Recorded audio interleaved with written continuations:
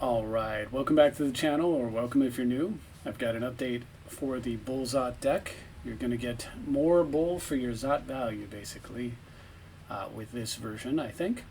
So the changes are a few things. I've got it listed in this notepad here from the last video. First of all, Snow-Covered Swamp was cut for Curse of Opulence. Curse of Opulence is a 1-mana red card. You enchant your opponent with it. And whenever that player is attacked, whoever attacked them creates a gold token. It's not for each creature, so it's just you need to swing with one creature to proc this, but two will not give you multiple gold.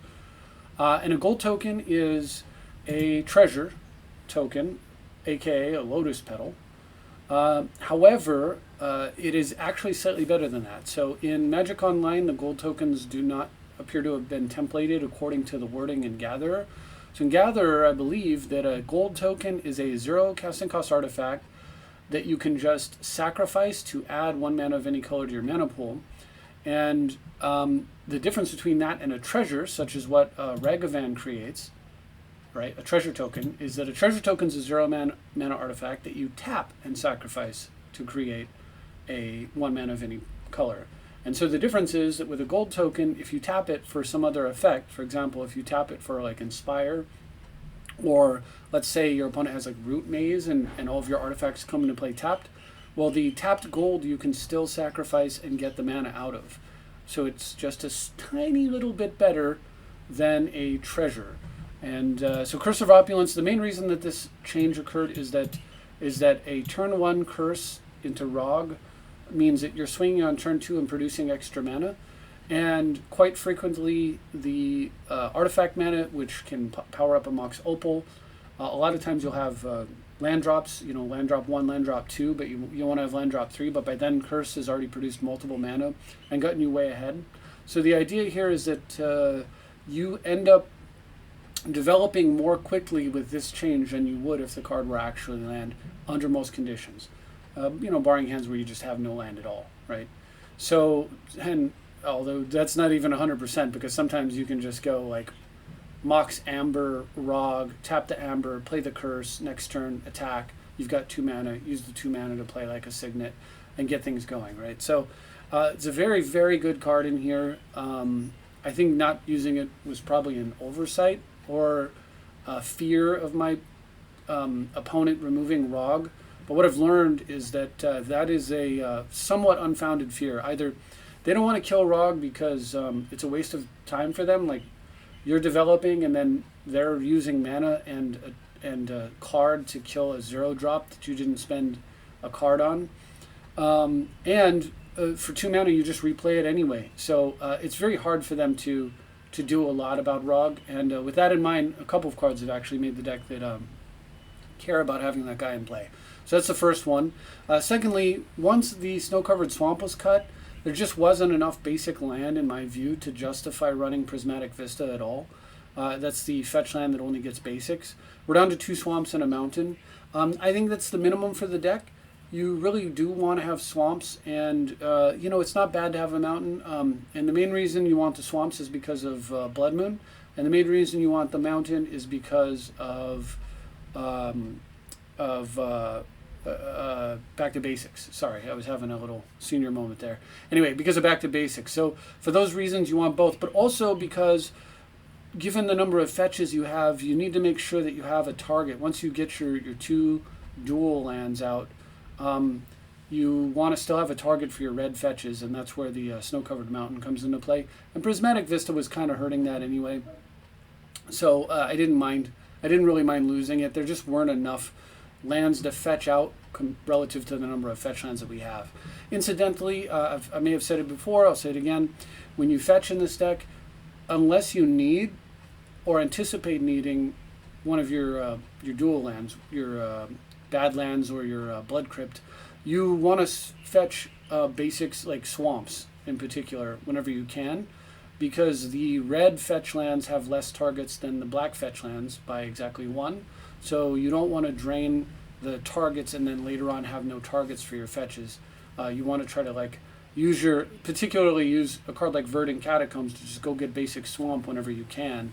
That way, Wooded Foothills can still get a dual land, and so your red fetches can still get black mana, which is what you really want.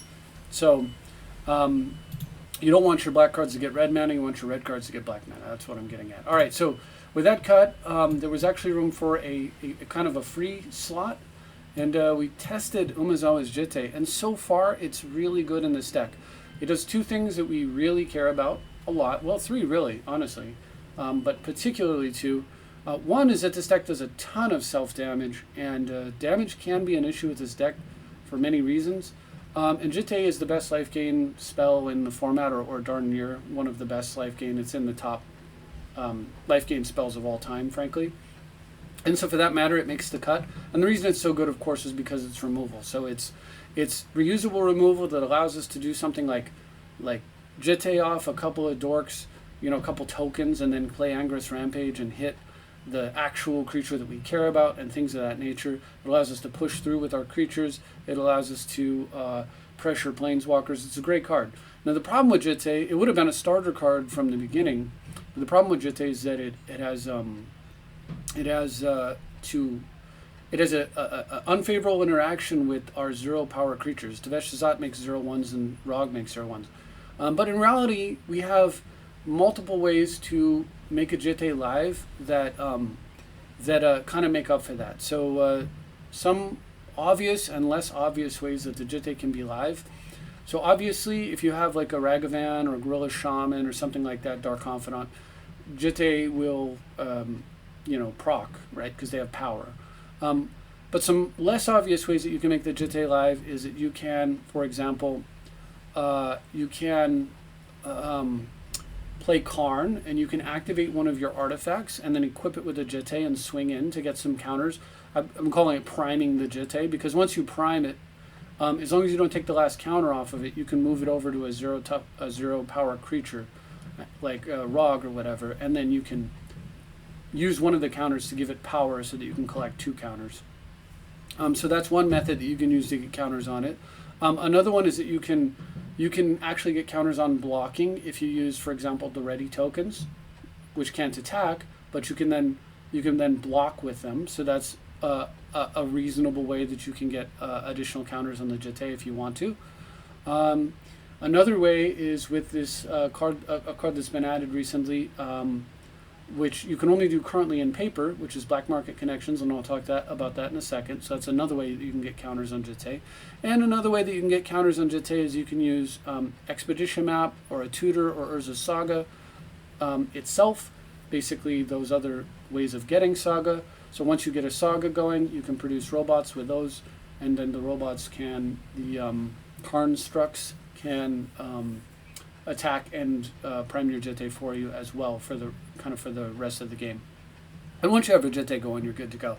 But usually the thing about it to keep in mind is that typically, sure, it's good early on against like green or something, and that's great. But typically, you really kind of are looking for it in games that go a little bit longer, which is already unusual. And then secondly, games in which you are low on life, which if the game goes longer, you usually be low on life. But in those games, while we have a few ways to get the Jitte going, the game's gone long enough that you will have seen typically one, maybe more, ways to actually get the Jitte moving at that point in the game. And so it becomes good. Even if like they killed your early Ragavan, maybe you drew a Kolaghan's Command and you can raise dead the Ragavan and do things with that. So as far as all those go, there are 2 other ways you can get the Jitte going. You can put a Sword of Feast and Famine or a Sword of Fire and Ice. I guess that counts as 2, but 2 different methods, I mean. So you can equip one of those to even a 0/1 and then now you have power and you can now get in with the Jitte. And then lastly, a sort of hidden method also for getting it going is you can hit them with Ragavan early in the game. And potentially exile something like a Llanowar Elf or whatever it is that they've got, a Snapcaster or something from their deck, and play their card in order to use their card to get the Jitte going. So there's actually quite a few sort of sneaky and hidden ways that the card can actually be activated, a lot more than you'd actually think. And even more coming once the next set drops or once the Black Market Connection becomes available. So moving on, though, I'll talk about this Thought Vessel to Tome of Legends. Basically, Thought Vessel was a card that rewarded... of course, it's a mana source. Tome of Legends is not. And a mana source is better early game, so Thought Vessel seems better than Tome of Legends early. But Tome of Legends, because it's a card that draws cards, typically finds mana sources. So in a weird way, it functions like a mana source after you invest into it. And... but while Thought Vessel rewards you for having a big hand, Tome of Legends gets you that hand. And that's more along the road that we want to be on. We always want to prefer to avoid cards that are win more cards that make you stronger when you're already winning. And we want to use cards that are come from behind cards that get you into a winning position. And when it comes to Thought Vessel versus Tome of Legends, that's exactly what that swap does. It swaps us from a card that we win more, when we've already got a ton of cards, now we've got even more cards, to a card that gets us into that situation in the first place. If you're not familiar with what the card does, it's this lovely thing here. So for 2 mana, you put it into play. It comes into play with a counter on it. Whenever either of your commanders enter the battlefield or attack, you may put an additional counter on it. And then its ability is for 1 mana, you tap it and remove a counter and draw a card. So this thing comes into play with a counter, so for 3 mana you can just play it and draw a card, and then that's it. It doesn't do anything else. It just kind of cycles. But as soon as you play Rog, it puts a counter on it. You attack with Rog, puts another counter on it. Play Tevesh, puts another counter on it, and so forth. And because Rog is menace and hard to block, you can get in these really nice scenarios where you go like first turn, I don't know, duress them or whatever, play Rog. Second turn, land, cast Tome of Legends, it has a counter on it. Attack with Rog, it has a second counter on it. And now they take their turn or whatever.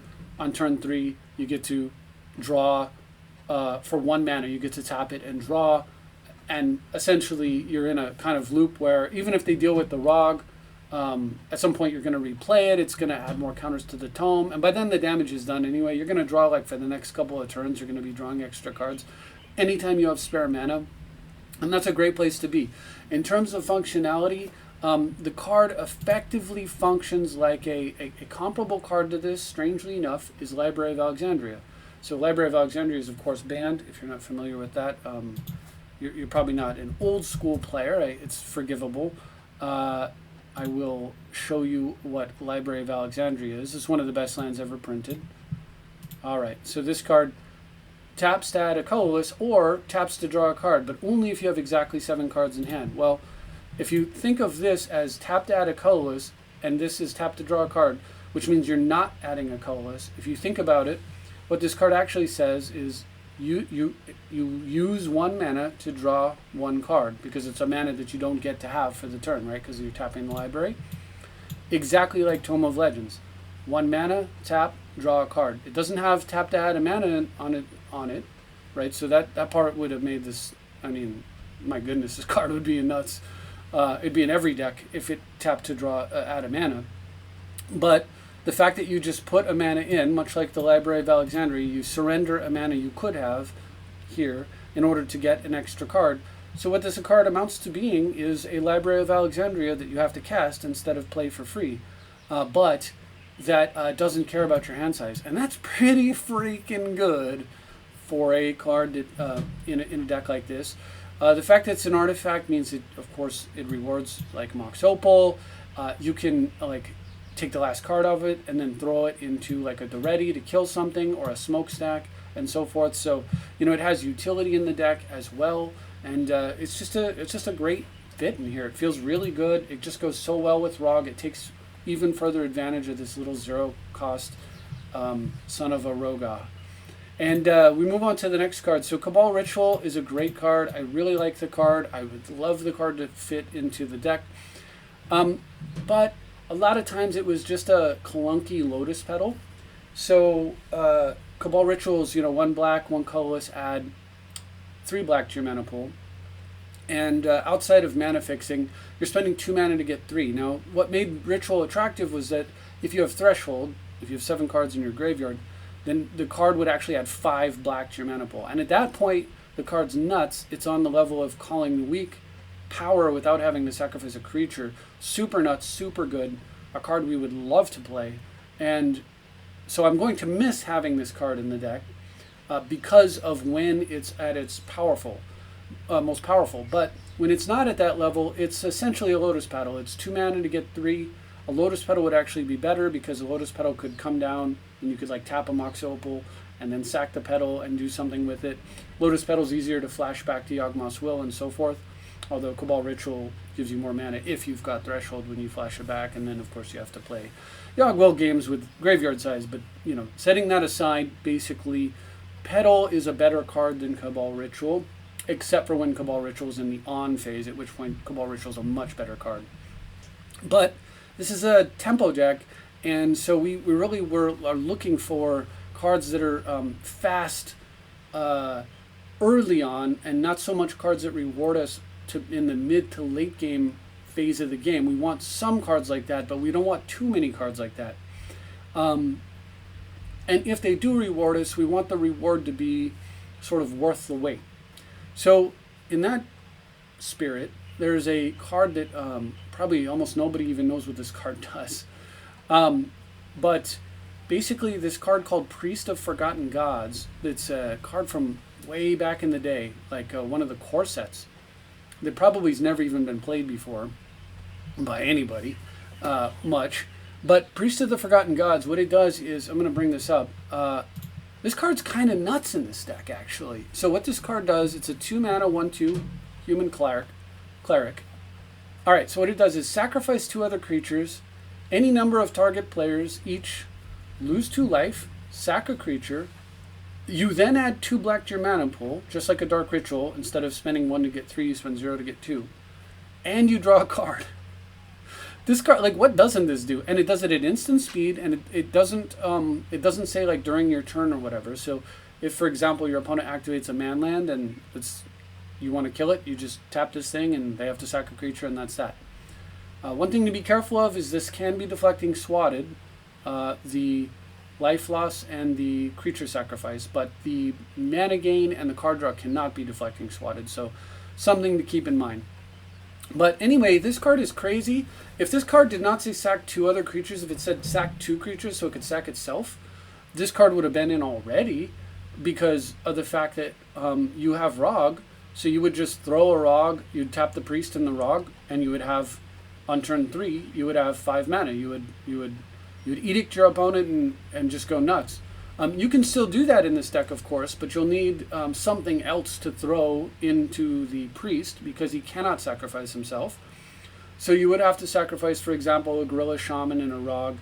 So like you go turn 1 Gorilla Shaman, turn 2 Priest of Forgotten Gods, turn 3 you play a land, tap for 3, play Rog, eat Rog and Gorilla Shaman. Now you have 5 mana. Your opponent kills one of their creatures. You draw a card, then you cast Tevesh Szat, you make 2 0/1s, and on the next turn your opponent plays a creature to threaten Tevesh Szat, and on your turn you just tap this thing and tell them to sacrifice another creature, add 2 more black, draw yet another card, use the mana to play your Rog again, and so forth. And so you can see how this actually snowballs out of control and becomes completely insane and totally oppressive. If your opponent's strategy revolves around trying to stick a creature into play, this card's existence on the battlefield can make it essentially impossible. I mean, they can play Natural Order into Progenitus and have a 10/10 protection from everything, and you just tap this guy and say, hey, sack a creature for me, please. And if that's all they've got, yeah, Progenitus dies. There's almost nothing they can do. They can have an indestructible, I don't know, they could have like Emrakul, if Emrakul was legal, and this thing will still kill that. It's a fantastic card. The effect is super oppressive. It's card draw, it's mana sources, it's removal, all on one card. The challenge is, of course, getting 2 creatures before you have Tevesh Szat. Rog will give you 1, and then the other one you'll have to find somewhere. But the challenge is generally overcomable just by the sheer fact that it's so easy for this deck to put Tevesh Szat into play. And incredibly rewarding when you do. It's so worthwhile for you to do that. And of course, as a creature, this card can, it can equip a Jitte, it can equip Sword of Feast and Famine, Sword of Fire and Ice, and so forth. It also has some synergy with like Skull Clamp, and so you can sack if you have a creature with more toughness than 1, that you want to sacrifice. In this deck, generally speaking, that's not going to be the case, but But you can do some funky stuff, like, for example, you can use Karn to turn, like, your Tome of Legends into a, like, you've used your Tome of Legends, it has no counters on it, you use Karn to make it a creature, you throw it on Rog, you equip the Tome with Skull Clamp, you sacrifice Tome and Rog, they have to Edict, you then draw 2 cards for the Clamp, 1 card for the effect, you get 2 black mana back. It gets pretty crazy, pretty fast.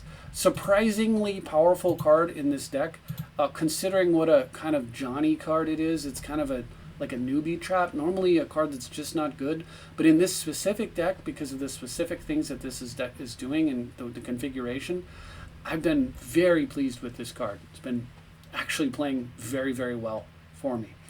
Completely changes the flavor of the game when it's in play. All right, next card here is of course Bedevil. Bedevil was just a flexible removal card. It says basically destroy target. It's black, red. It's an instant. Destroy target artifact, creature, planeswalker. I think that's it. Doesn't kill enchantments. Doesn't kill lands. But it kills a lot. It kills a lot, and it does it at instant speed. It's a great card. I was honestly happiest with it when I didn't have a target. The best thing I was doing with it was putting it under Mox, Chrome Mox, because it makes 2 colors. That was kind of a sign that the card might not be powerful enough for this deck to have longevity, to be a long-term thing. And anyway, there's a new card coming out that's completely insane. It already exists in paper. It just doesn't exist. The precon that the card exists in does not exist online. And it's the perfect card for this deck in any number of ways. And it's this card called Black Market Connections. So if I set my quantity to 0, what I can do is show you the card that it exists online in the database. It just doesn't, it just hasn't been printed yet. So it's this thing. So black and 2, so already super easy to cast. You can ritual it out, of course, but you can also just get it down with a mana crypt or a soul ring, that kind of thing. That's a great casting cost. At the beginning of your pre-combat main phase, so keep in mind if you've already started your main phase, this thing isn't gonna do anything for you. It's pre-combat main, so it's not both main phases. So it doesn't do anything the turn you play it, unless you had some way to sneak it into play on their turn or during your upkeep. But starting on the next turn, you can pay 1 life to get a treasure token, which is actually pretty good already. It's just a mana source. It's just like, I don't know, a Coalition Relic, in the sense that, like, you spend 3 mana and now you get 1 mana per turn of any color. For 2 life, though, you can draw a card. Now we're talking. So this is a card that, so it's card drawing or mana, which is 2 things that we really want in this deck, and basically every deck, right? Cards that are both card drawing and mana are cards we want to seriously look at. 3, hire a mercenary. You can spend 3 life to make a 3/2 colorless shapeshifter creature token with changeling, which basically means it has all creature types. So it'll proc things that, look for goblins or clerics or whatever. Or maybe not clerics. That's a job. That's a class. But anyway, apes or whatever. So cool stuff. And that 3/2 can be used to pressure your opponent. It can pick up equipment. The 3/2 can be used to be tapped for Springleaf Drum. The 3/2 can be used as food for the Priest of Forgotten Gods. Basically, we have a lot of ways to use the 3/2. We can eat it with a smokestack. All kinds of stuff we can do. But the other thing that's nuts about this card is it says at the beginning of your pre-con, choose 1 or more. So you get to do up to all of those things. For 6 life, you'd get a card, mana, and a creature.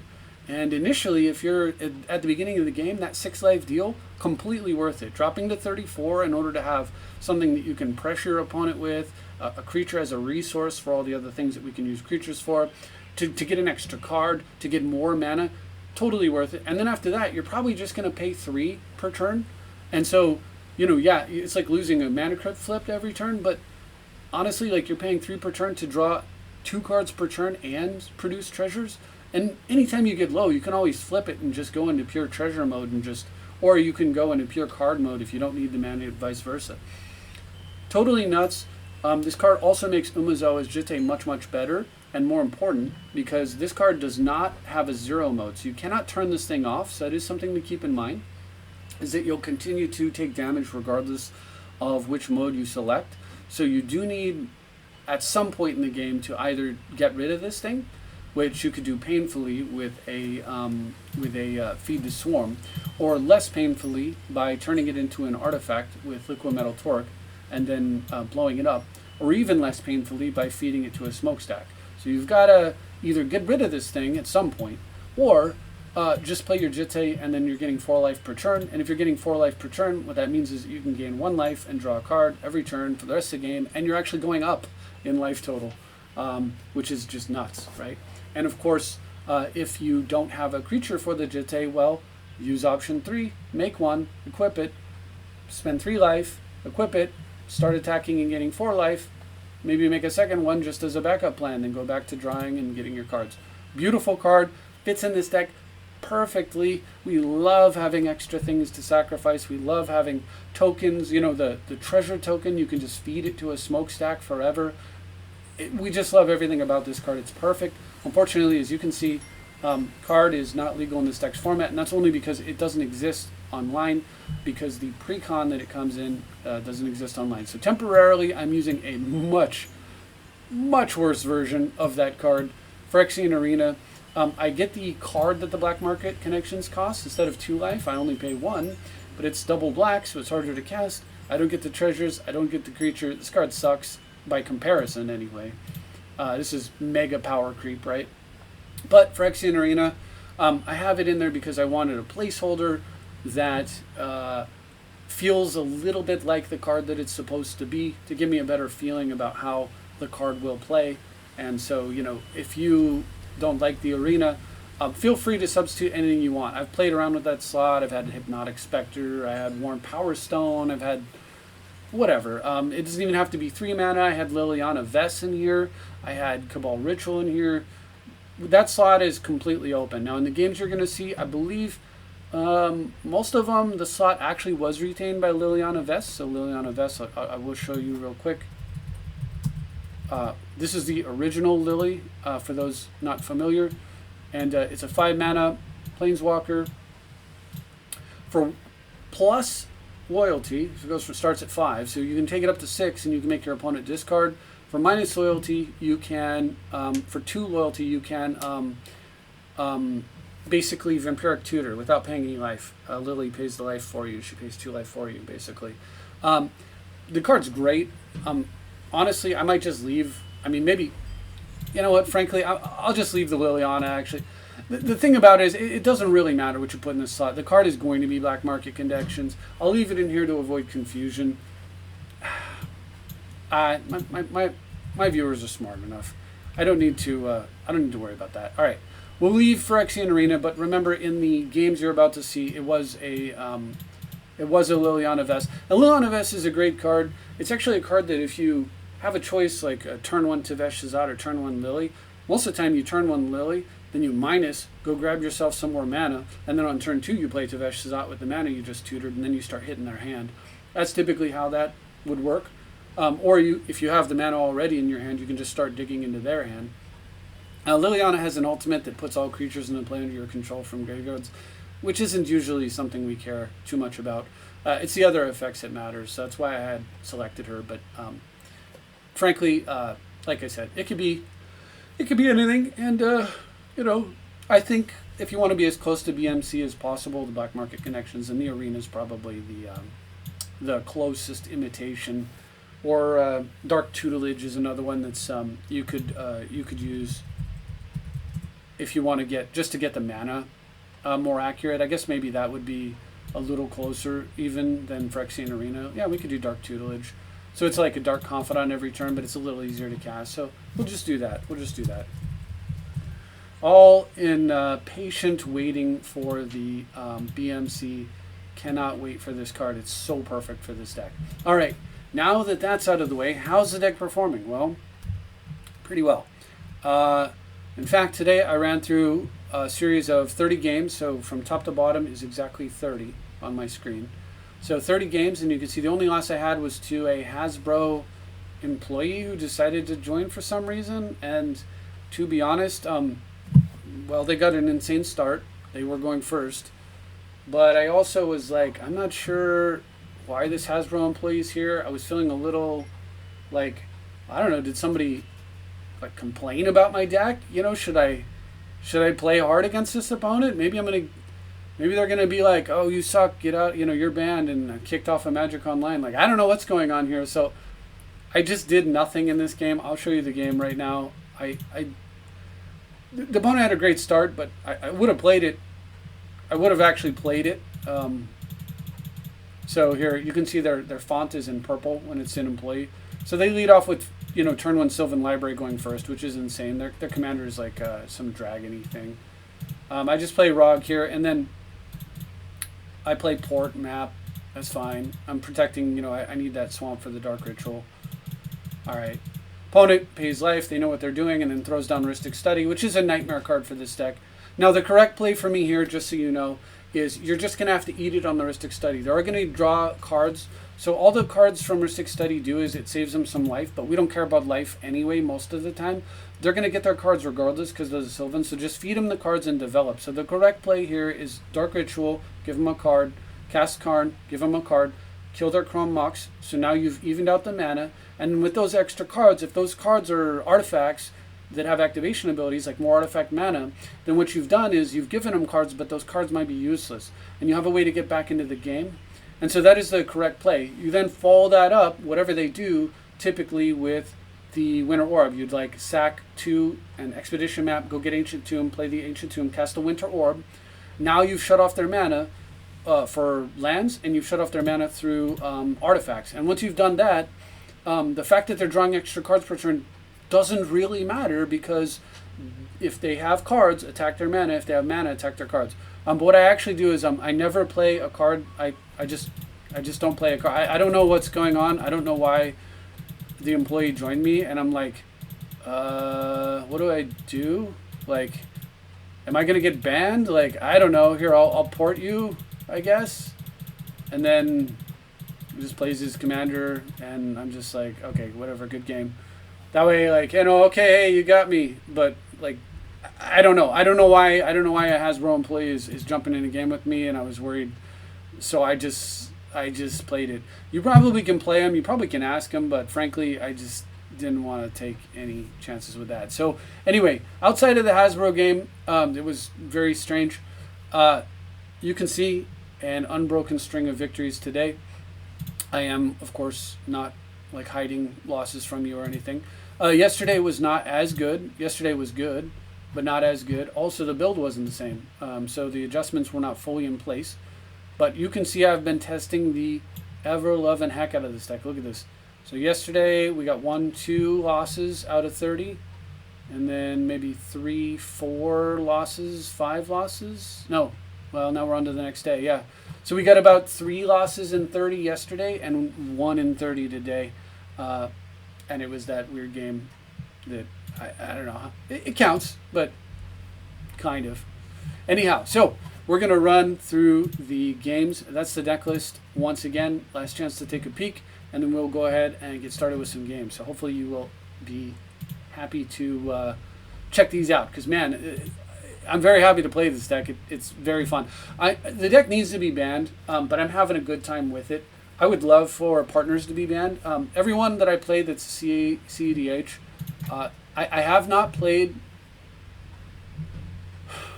I don't think I've played a CEDH game that wasn't partners, with maybe tiny little exceptions, and those exceptions are super, super broken on their own. Like, Ragavan as a commander is ridiculous. Like, it's insane pressure. Having 100% of the time throwing that thing into play on turn 1, and the opponent's like, I don't know, do I tutor for removal, then I kill it, then they just replay it? Like, what do I do? And he just chews you up. Outside of, like, ultra gross commanders along those lines, Urza with Lotus and stuff, but even those games are beatable. Pretty much the format is just dominated by partners. Partners desperately need something done about them in the format, but you know, I'm just going to keep trying to show what's wrong with the format rather than tell. and hopefully maybe something will get done. All right, let's get into these games. We've got game one is going to be against Amine, probably Amine. I'm going to pronounce it with a Spanish accent slightly, Amine, but that could be wrong. Anyway, so this opponent's playing Uzuri. I have, man, so good against green. Priest of Forgotten Gods, but not enough mana to really get anything going here, so we'll have to take a mulligan. Jitte also good against green. Deluge also good against green. But sadly, that's going to have to go, and instead we'll just get this one as a consolation prize. This is interesting. You can mulligan any way you want on this one. I think I mulligan the orb here, and the reason that I would do that is that I want to dump mana into Thran Dynamo and then get the commander out. I want the ready because I want it's just great against green creatures and such, and of course I want Jessica's Will as the card's just dumb and broken. So yeah, good. And Winter Orb against the green deck, not always the best. Always good on their blue side, bad on their green side. All right, Skull Climb's cool. So play Rog, go ahead and play the Delta. Let's find out if my opponent has a Force of Will. I play the Jeweled Lotus, calling the weak. So far so good. Dynamo, sticks, lovely, love to see it. Let's get the commander down, and then we're going to play the Skull Clamp. Make 2 guys and pass. And then what do you do if you're that opponent, right? Like, even if he goes like land, bounce my commander, I'm just like, okay, draw Jessica's, replay the guy for 2 and Jessica's Will, or just like draw and double clamp and draw 4 more cards. Like, that game's super over, so the opponent concedes. Fair enough. This deck has a lot of what amounts to turn 1 kills. It's a kill in the sense that you've won the game. A lot of OTKs. All right. So, and that was off a mulligan, which was great. All right. Game 2, playing Zuldinga, using Keza, Augur of Agonies. Kezo would be Augur of Cheese. I would like that better. Anyway, when you draw a card, target opponent loses 1 life and you gain 1 life. So whenever my opponent draws, they drain life me like a weird Underworld Dreams. Not a great card because it doesn't actually draw cards. It doesn't actually produce mana, and it doesn't disrupt life loss, whatever. So not a fan of this commander whatsoever. But my hand is so close to a keep. But none of these cards are. It's just a little risky. I don't think I'm willing to take that risk going first. A mulligan. You can mulligan aggressively with this deck. Here's a hand. This might be keepable only because of the clamp. So you go first turn clamp, play your commander. Second turn you clamp it and draw some cards, looking for mana, and if you get some mana, then you're good to go.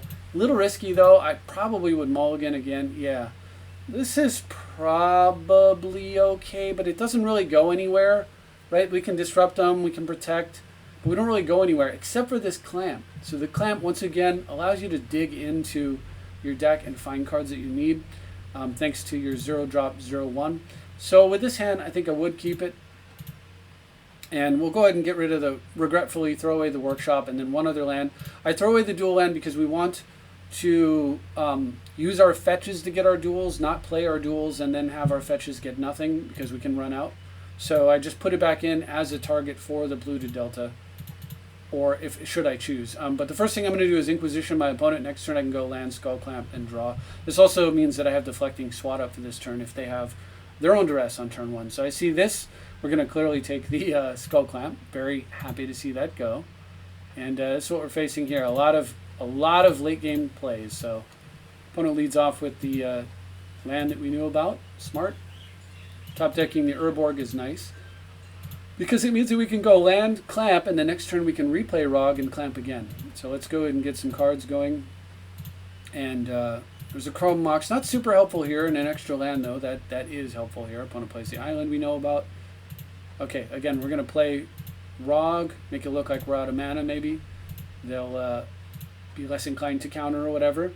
Alright, so go ahead and fetch for a basic. So why am I getting basic? Well, it's because my opponent's playing blue, and if they have back to basics, I would prefer to have some basics in play. So again, always, once you have like your mana, just always fetch basics when you can. Alright, so go ahead and clamp and draw some cards. Opposition Agent's nice to see. Alright, Garrinch Sanctum comes down. Not a very disruptive hand, but it's picking up in speed. We top decked a Mox Diamond. Let's go. Alright, Graven Cairns comes down. Mox comes down. I'm going to go for it. I didn't see any counters, and I have no reason to believe that my opponent has a counter. And if they do, you know, they have 3 cards I don't know about, but they only have 1 blue, so I'm thinking that what they're planning to do is use the Sanctum. So let's go. Nice. Stick. So with that sticking in play, I want to draw some cards right away, so let's go ahead and make some guys. That way if they have bounce in response to the activated ability, I at least got my tokens. And then now I can go ahead and Chrome Mox. Doesn't look like a Toxic Deluge game, so we'll go ahead and print that. And of course, oh, I guess I imprinted the Opposition Agent. I guess I was a little worried. I didn't know what their commander did, if it was some kind of combo. I guess that was the reason for doing that. In hindsight, I think Deluge would have been a better choice. The other thing is, of course, if they had bounce here, I have the SWAT. You can play the SWAT off Tevesh. You don't have to have Rog. All right, but anyway, we're going to draw some cards for tempo purposes. This is fine. And good to go. Yeah, I should have imprinted the Deluge there. That was just it was a bad choice. All right, so this card actually makes us draw and then discard. So I choose to discard the Brutality. I'm not sure why there, because Brutality is pretty good when it comes to getting into your opponent's hand, but I guess I must have been really worried about. I don't know if this is a bug game or was I just really playing strangely. Anyway, with Tevesh and Skullclamp running, I'm drawing 5 cards per turn, and kind of hard to lose this game anyway. All right, my last card to fetch out. I'll go ahead and Vamp now and Clamp. I went for Death Cloud because that's the finisher. I can finish my opponent off, deflecting SWAT, their counter that they might have. And yeah. All right, so I'm going to pass to the turn. I could Clamp here. I would overdraw, which isn't great. But also, if you look, I want to abrade. Like if they have an artifact mana, I want to abrade the artifact mana. Or if, like, let's say they go Ancient Tomb, Immortal Sun, I want to kill that thing right away. I want to have the mana up to do it. That way, on the next turn, I can just go for the big cloud. So I'll just sit on the abrade with that plan in mind. They're going to do this. That's fine. Now I get rid of the Toxic Deluge I should have imprinted long ago. Opponent discards yet another 6-drop. Their deck is very ambitious. All right, so they're going to play Get Probe. So fine, I get probed. And then they run out their Yas Queen. Keza, she's not a queen, she's a Keza. All right, they run out this commander here that really just doesn't do much and certainly doesn't defend them from a Death Cloud. All right, so we'll go ahead and just draw some extra cards. And at this point, I have so much mana. They've got 6 cards in hand, and I drew Jesk as well. So they've got 5 lands in play and 6 cards in hand, some of which we know is junk. And so we're going to go ahead and just Jeska's and we want the cloud to break them off for 6, so that way they have literally nothing in play. So first things first, we'll Jeska's and see what happens there. I hit some lands. I still haven't played a land drop yet. There's a Crucible, nice for recovering from a cloud, but we're not going to have any issues with that. If I have enough mana, first, of course I'm going to tutor here, and then just get Yagos Will as a backup plan. If I've got enough mana, I will, use the Will to generate even more mana actually this turn. So that way I get to reverse Jeska's. I get to Jeska's in reverse basically. So now we've got all these cards that we can play. Plus I can play the Demonic Tutor again. All right, so let's get some of this stuff down. We'll get the Dynamo down, float some mana. Tutor, grab a Calling the Weak, use the Calling on the Confidant there, and then double check how much I can afford to invest in this, and boom, for 6 we're gonna blow the world up, and I've got 6 cards that I've got to discard. So if that card was counterspelled, like Force of Will or whatever, I deflecting swat it back. It was not. So now at this point, I get to discard everything, and then I keep 1 card. So I would dump Confluence Map, Abrade, Shatter Skull, Fire Covenant, Deflecting Swat, and I would just keep the ready against an opponent with literally nothing. And then the ready Clamp, plus Tevesh. Clamp means that on the next turn, I would literally draw a new hand of 7 cards. And I think I could find a way to win from there. But my opponent just scoops it up with some nice comments about the quality of the deck. All right, I'm going to open this door a little. It is piping hot in this room. Next is Eldrazi Boy. You will be hearing probably wind chimes. I can't stop it. Well, I could. I guess I could take them down, but we love our chimes around here. Alright, so now Kozilek is the Eldrazi boy is playing an Eldrazi. How appropriate. Alright, so I've got a pretty fast hand. I think I'll keep this. It's an almost hand. It almost gets me my commander on turn 1, but it is or turn 2, but it is actually a mana short, right? You see, the problem is I don't have black, so I could put mana into Rakdos, but then I wouldn't have the mana for getting the commander down. I need the Vault Strip plus 1 other mana, so we need to actually draw a land here or any mana source whatsoever. Grim will do. All right, so possibly, but if I plug it into Grim, right, I actually get the total quantity I need, but not the color. So it's a little bit of a head scratcher here, but what we're going to do is run out the Rakdos. Also, I misplayed. Rog should be in play on turn 1 always, just so you know. I'm going to run out the Grim, play the Gorilla, and pass. Opponent draws a Strip Mine. I'm like, oh no, bad timing. And then spends some mana to play a Solemn Simulacrum, gets a Wastes, and yay, does not Strip Mine me. Good stuff. And that's the window I need to get my commander down. So we'll play Rog, finally, which I should have done long ago. Play Tevesh, get my cards, play a land, play another mana source for the turn. I'm not going to bother with trying to play port games against a deck where none of the I can cut off 1 mana per turn, but first of all they can strip mine it, but secondly I can cut off 1 mana per turn, but there's no color doesn't matter to them, so it's not like I can cut off all their blue or something with a port. So not as important here, but getting my mana going for the Death Cloud, I need another black, so that is more important to me. All right, so we'll just replay the little draw 3 there and pass.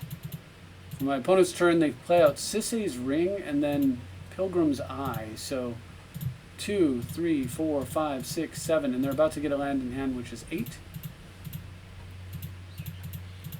And then for some reason they don't attack, which is great. I'll take the free counter. I draw Ad Nauseam. All right. Opponent's almost on their Kozilek, and then that's a little bit of a problem. But let's draw some cards and see what happens first. All right. Blackleaf Cliffs, strangely good. My opponent has a million mana in play, and my Cliffs come into play on tap still. I'm going to go and play Liliana, strangely bad. Usually good, but against Solemn and a Pilgrim's Eye, it's not super thrilling.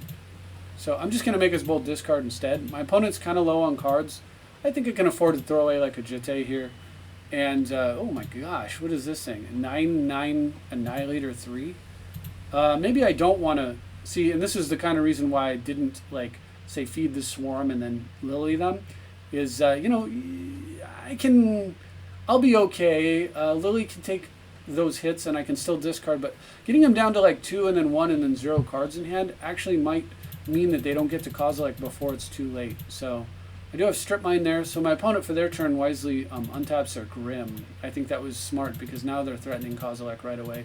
Doesn't swing in with the 2/2 again, very strange. Hits Liliana for 1. Don't understand it. Now, Gorilla Shaman can eat this artifact land. Well, he can chew on it, but he'll break his teeth on it because it's indestructible. So that's why I'm not targeting that thing. All right, so for my turn, opponent did untap a Grim, so I'm going to make us both discard again. I'm going to throw a Barbarian Ring. How quickly I don't need mana like I used to. That just counteracts the Pilgrim's Eye, and also, again, we're getting more mana out of their hands, so trying to keep my opponent from getting up to the critical mass. I get a land for the turn. We'll make some blockers to protect my Planeswalkers, and then finally, during my opponent's upkeep, let's chomp on that Grim Monolith. 2, 3, 4, 5, 6, 7, 8. So they don't have enough to play their 10-mana Kozilek. It might be smart for me to Strip Mine here, because if they play Ancient Tomb here, then Kozilek goes on board. But I don't think I do. Oh, I do, yeah. Okay, good.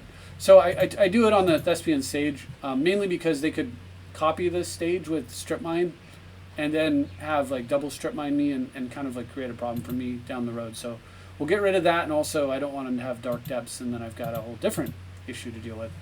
All right, look at that. Crystal Vein. 2, 3, 4, 5, 6, 7, 8, 9. Called shot on that one, so I avoid narrowly the Kozilek from coming down. Opponent uses the Crystal Vein actually and plays a 9-drop instead. Artisan of Kozilek.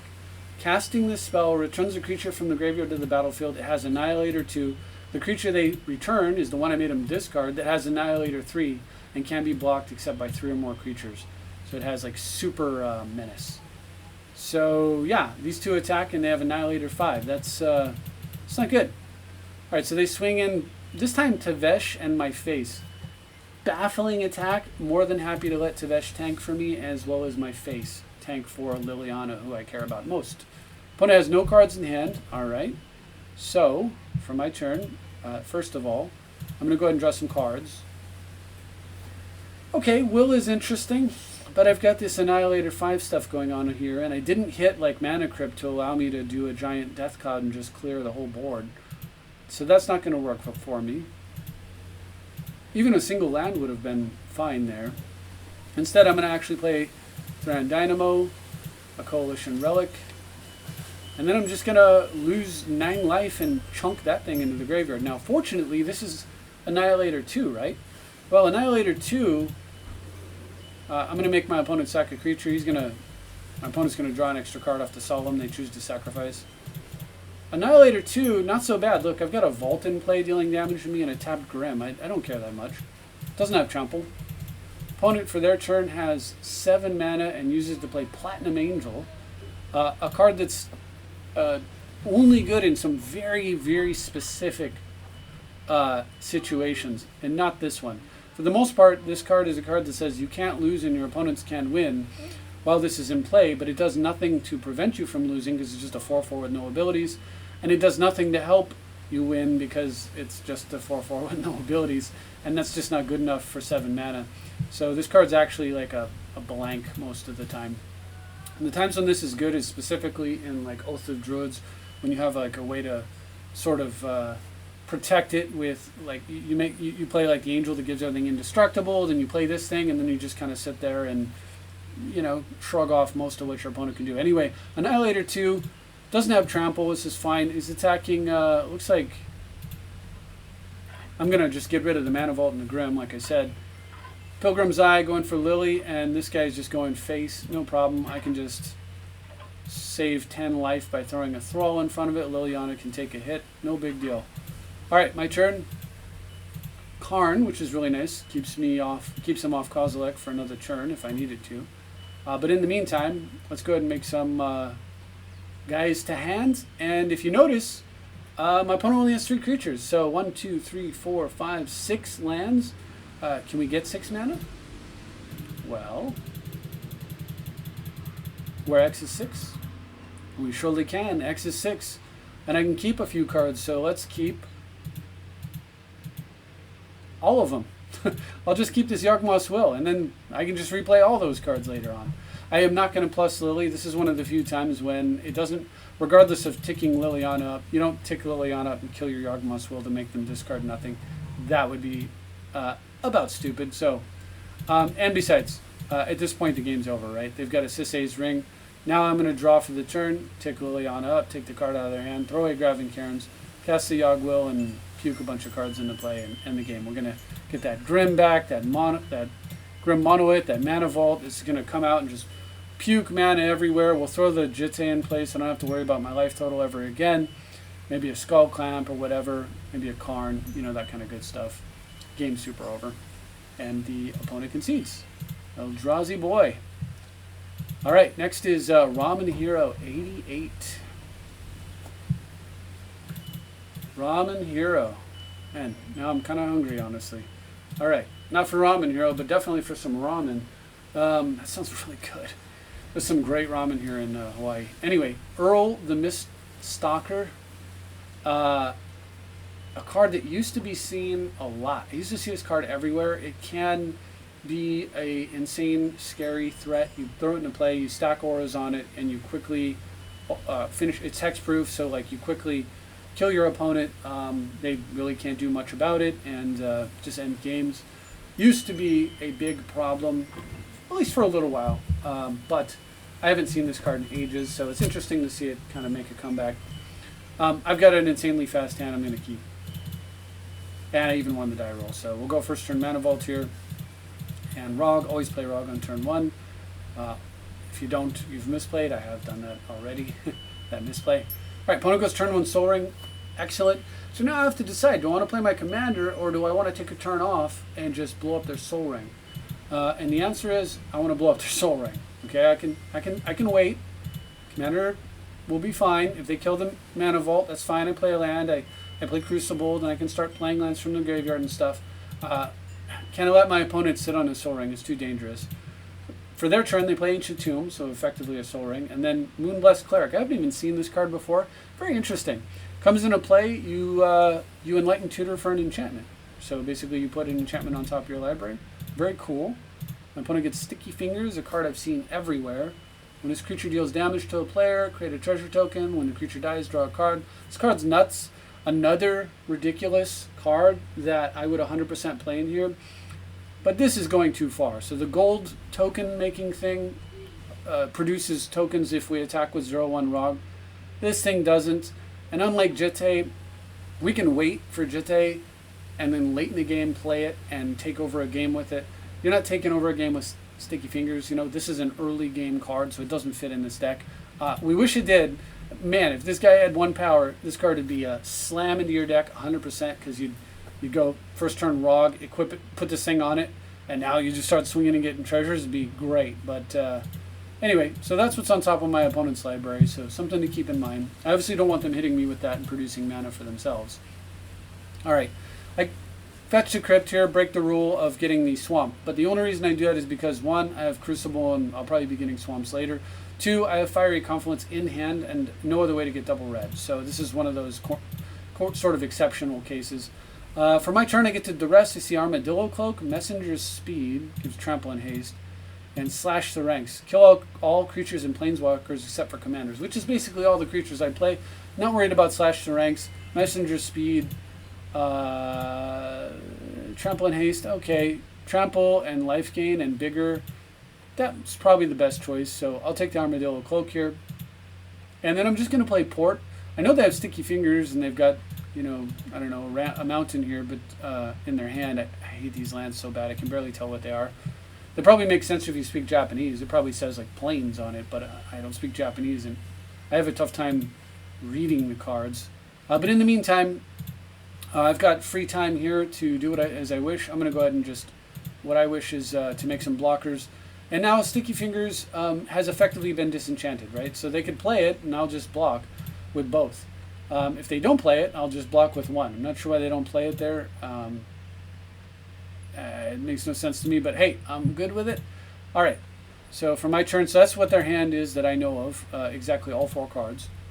All right, so I'll go ahead and draw for the turn, and we'll draw 3 more cards while we're at it. Finding a Jessica's Will, really nice. I do play a land here. I hate playing a land before the will. I really want to will into lands, but on this turn, I actually decided that what I'm going to do instead of playing the will, instead of playing the land, is I'm going to play, instead of playing the will, I'm going to play the Crucible and set myself up where I can just port them and pass. And, I mean, if they want to give their creature Trample and Haste and make it so it produces like a single treasure, I'm probably fine with that. So I'm going to go ahead and just tap their tower so they can pick between the 2. And of course, I assume that they would want, so we know their hand is exactly what it is. Yeah, and for some reason they don't play the Sticky Fingers, which is weird. They give it Trample and Haste, so they can get in and pressure Tevesh. I suppose that's why, because they didn't want to Sticky Fingers and attack me. They want to attack Tevesh. I'm fine with it. Yeah, he can tank for a bit. And we'll go ahead and draw there. I get Urza's Saga is really nice. So this is a good time to go ahead and just Jessica's Will. 3 mana in, 3 mana out, except I also get these 3 cards. Look at that. Shatter Skull, Smashing, Strip Mine. This is beautiful. Strip Mine to go with the Crucible. So we'll go ahead and play that. City can go. I'll get it back later if I want it. Go ahead and Tevesh. Make sure, see what my other options are. Oh, Curse. I wish I'd seen that sooner. That's fine. And Shatter Skull, Smashing for 2 there. I'll take that out. And then I'm going to pass. I can Strip Mine here, but then I can't port. And since I can Strip Mine or port, I might as well port. Because I have nothing else to do with my mana, and then that protects my Strip Mine from a card like Bajuka Bog. Alright, so from my opponent's turn, I'm just going to port the... At this point, I can't cut them off their colored mana, and I know they have more colored mana, so let's cut them off their double their Soul Ring, basically. Opponent plays a land and passes for the turn. Alright, so on my turn, I get to draw, and I get God Pharaoh's Statue. It's gross. I'm going to go ahead and strip mine him and plop that strip mine right into place. Strip mine him again. Now I can cut him off from colored mana, so I'm going to go ahead and do that. Play a Imperial Seal and pass for the turn. During their upkeep, we'll tap their Tomb. I can't cut him off white, so we'll cut him off double. Opponent plays a Savannah, so interestingly, I still know exactly what's in their hand. And what did I tutor for here? Well, Mana Crypt. Just already winning this game, and all I want to do is just deploy the resources in my hand as fast as I can. I'm going to strip mine him again, play the Crypt, use the Crypt to cast Rog, cast the Curse. Now I get to port them again, and I have the Curse to produce an extra token, and the token I can play Strip Mine plus use the gold token to play the God Pharaoh's Statue on the next turn. So that's the game plan here.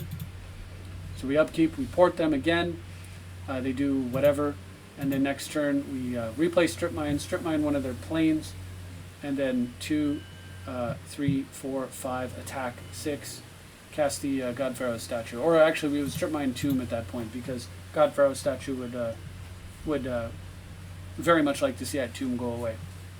So really nice game, played out really well.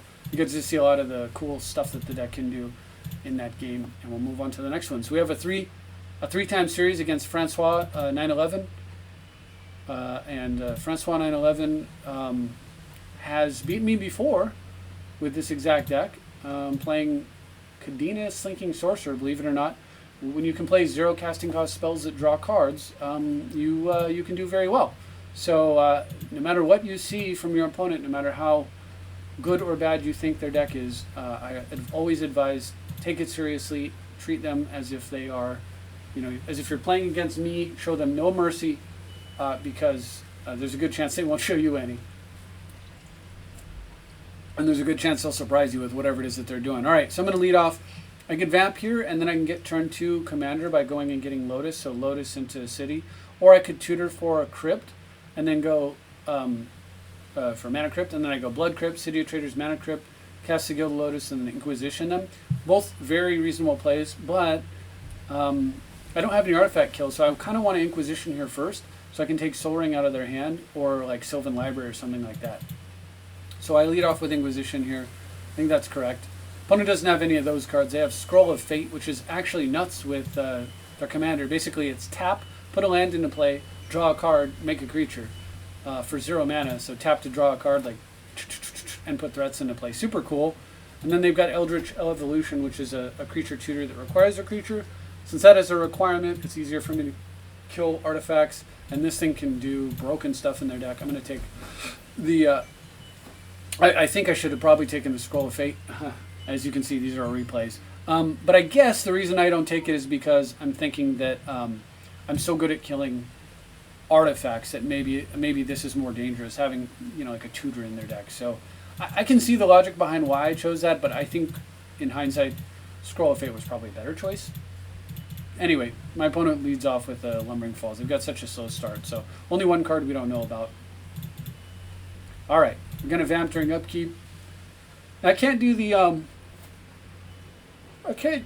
Crypt into Gilded Lotus play here because I'm 1 mana short.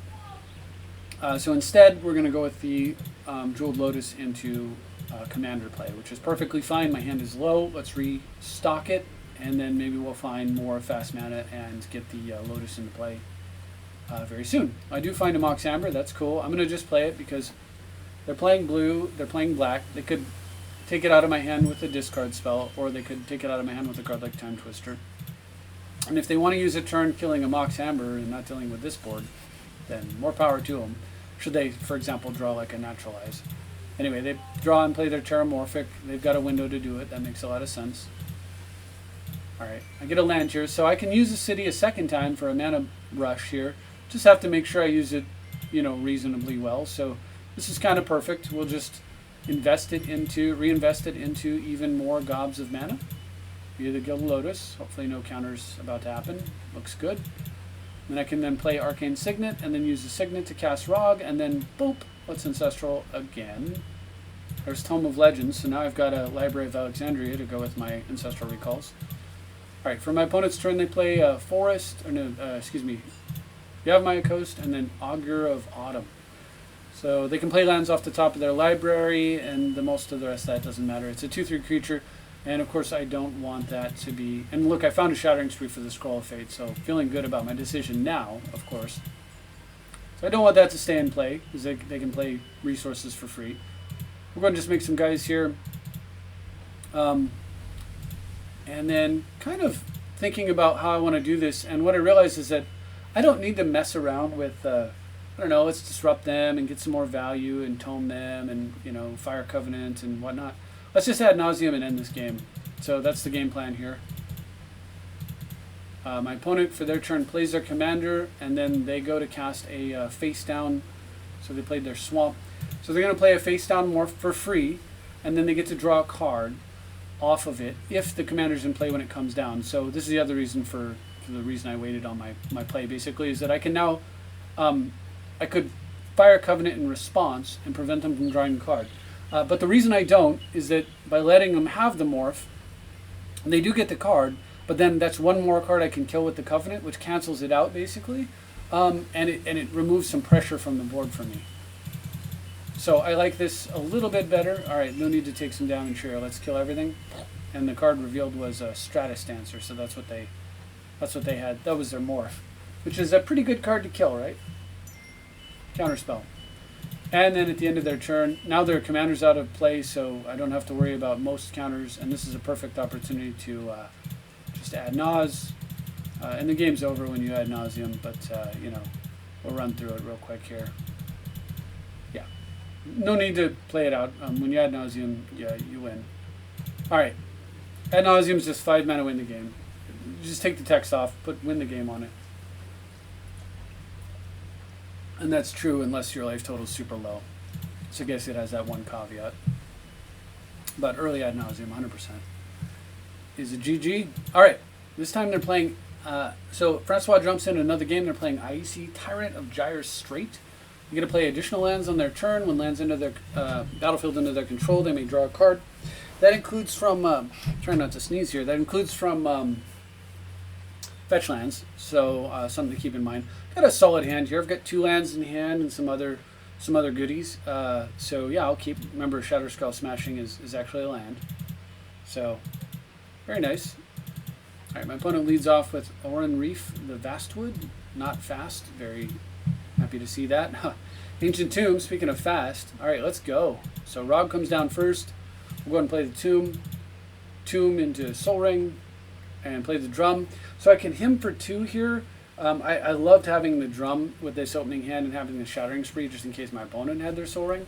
So I can him for 2 here using Mind Twist as the him. Or I could just wait 1 turn and potentially get so many more cards. And I think it just makes more sense to be patient here. I am floating 3 mana basically, but it's alright. We don't want to float mana, but yeah, it's going to be okay. Opponent for their turn plays a land in the Sensei's Divining Top. Alright, look at that gorgeous top deck. So I get to run out the workshop, spend my land drop plus 2 mana, so a total of 3. This would have been a smashing. So look at this. Tap the Tomb and the Drum for 3 mana, play the Smashing and the Soul Ring, and tap those 2 for 3 more mana and have 6 mana. Or play the Workshop and use the Soul Ring to play Lotus, tap the Lotus for 3, 4, 5, 6. So 6 mana either way, but I developed a Lotus. Oh, it's glorious. We'll get the Lotus down. I'm thinking, what's going on here? They just take a peek with their top. Fine. And yeah, let's go. Blammo. 5 mana, Mind Twist, GG. My opponent had a card they desperately wanted to keep. They could activate the top and then cross their fingers and hope that the card that was left in their hand was not the, you know, like basically I'm only hitting them for 5, so they could draw the 6th card, and then if the card in their hand they want to protect, if they're lucky, that'll be the card that they get to keep. But there's very few cards in this situation that would do much. The only way out of this would be if the top of their deck was like a Time Twister and a land. And then they just don't use the top here. I Mind Twist them.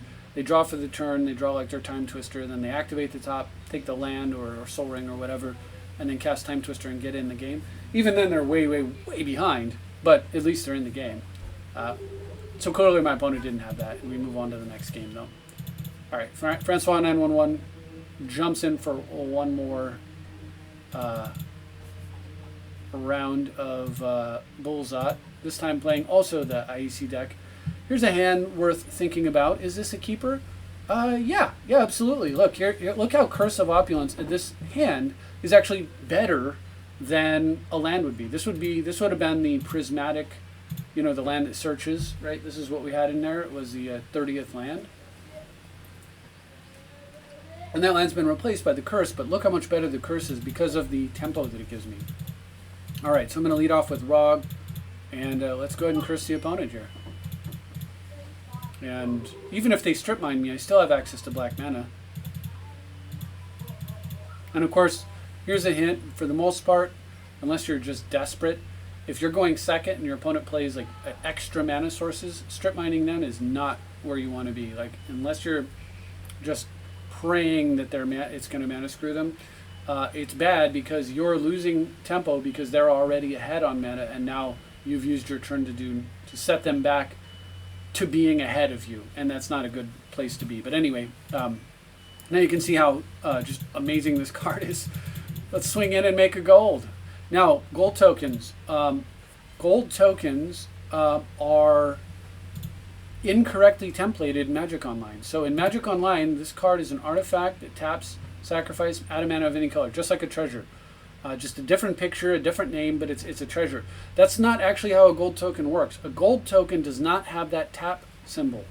The tap symbol should not be there. It should just say sacrifice : which means that you can tap the gold for various things, or the gold token can be tapped by a card like Root Maze or something. You can tap it with Inspiration. I mentioned this earlier. And you can still sacrifice it. So the most obvious case for this being awesome would be if you were playing like a blue-red deck and you played Urza. So Urza could tap this thing for blue mana, and then you could sacrifice it and get even more mana out of the card. I don't know if it works online or what. I think you really do have to sacrifice it. I'm not sure.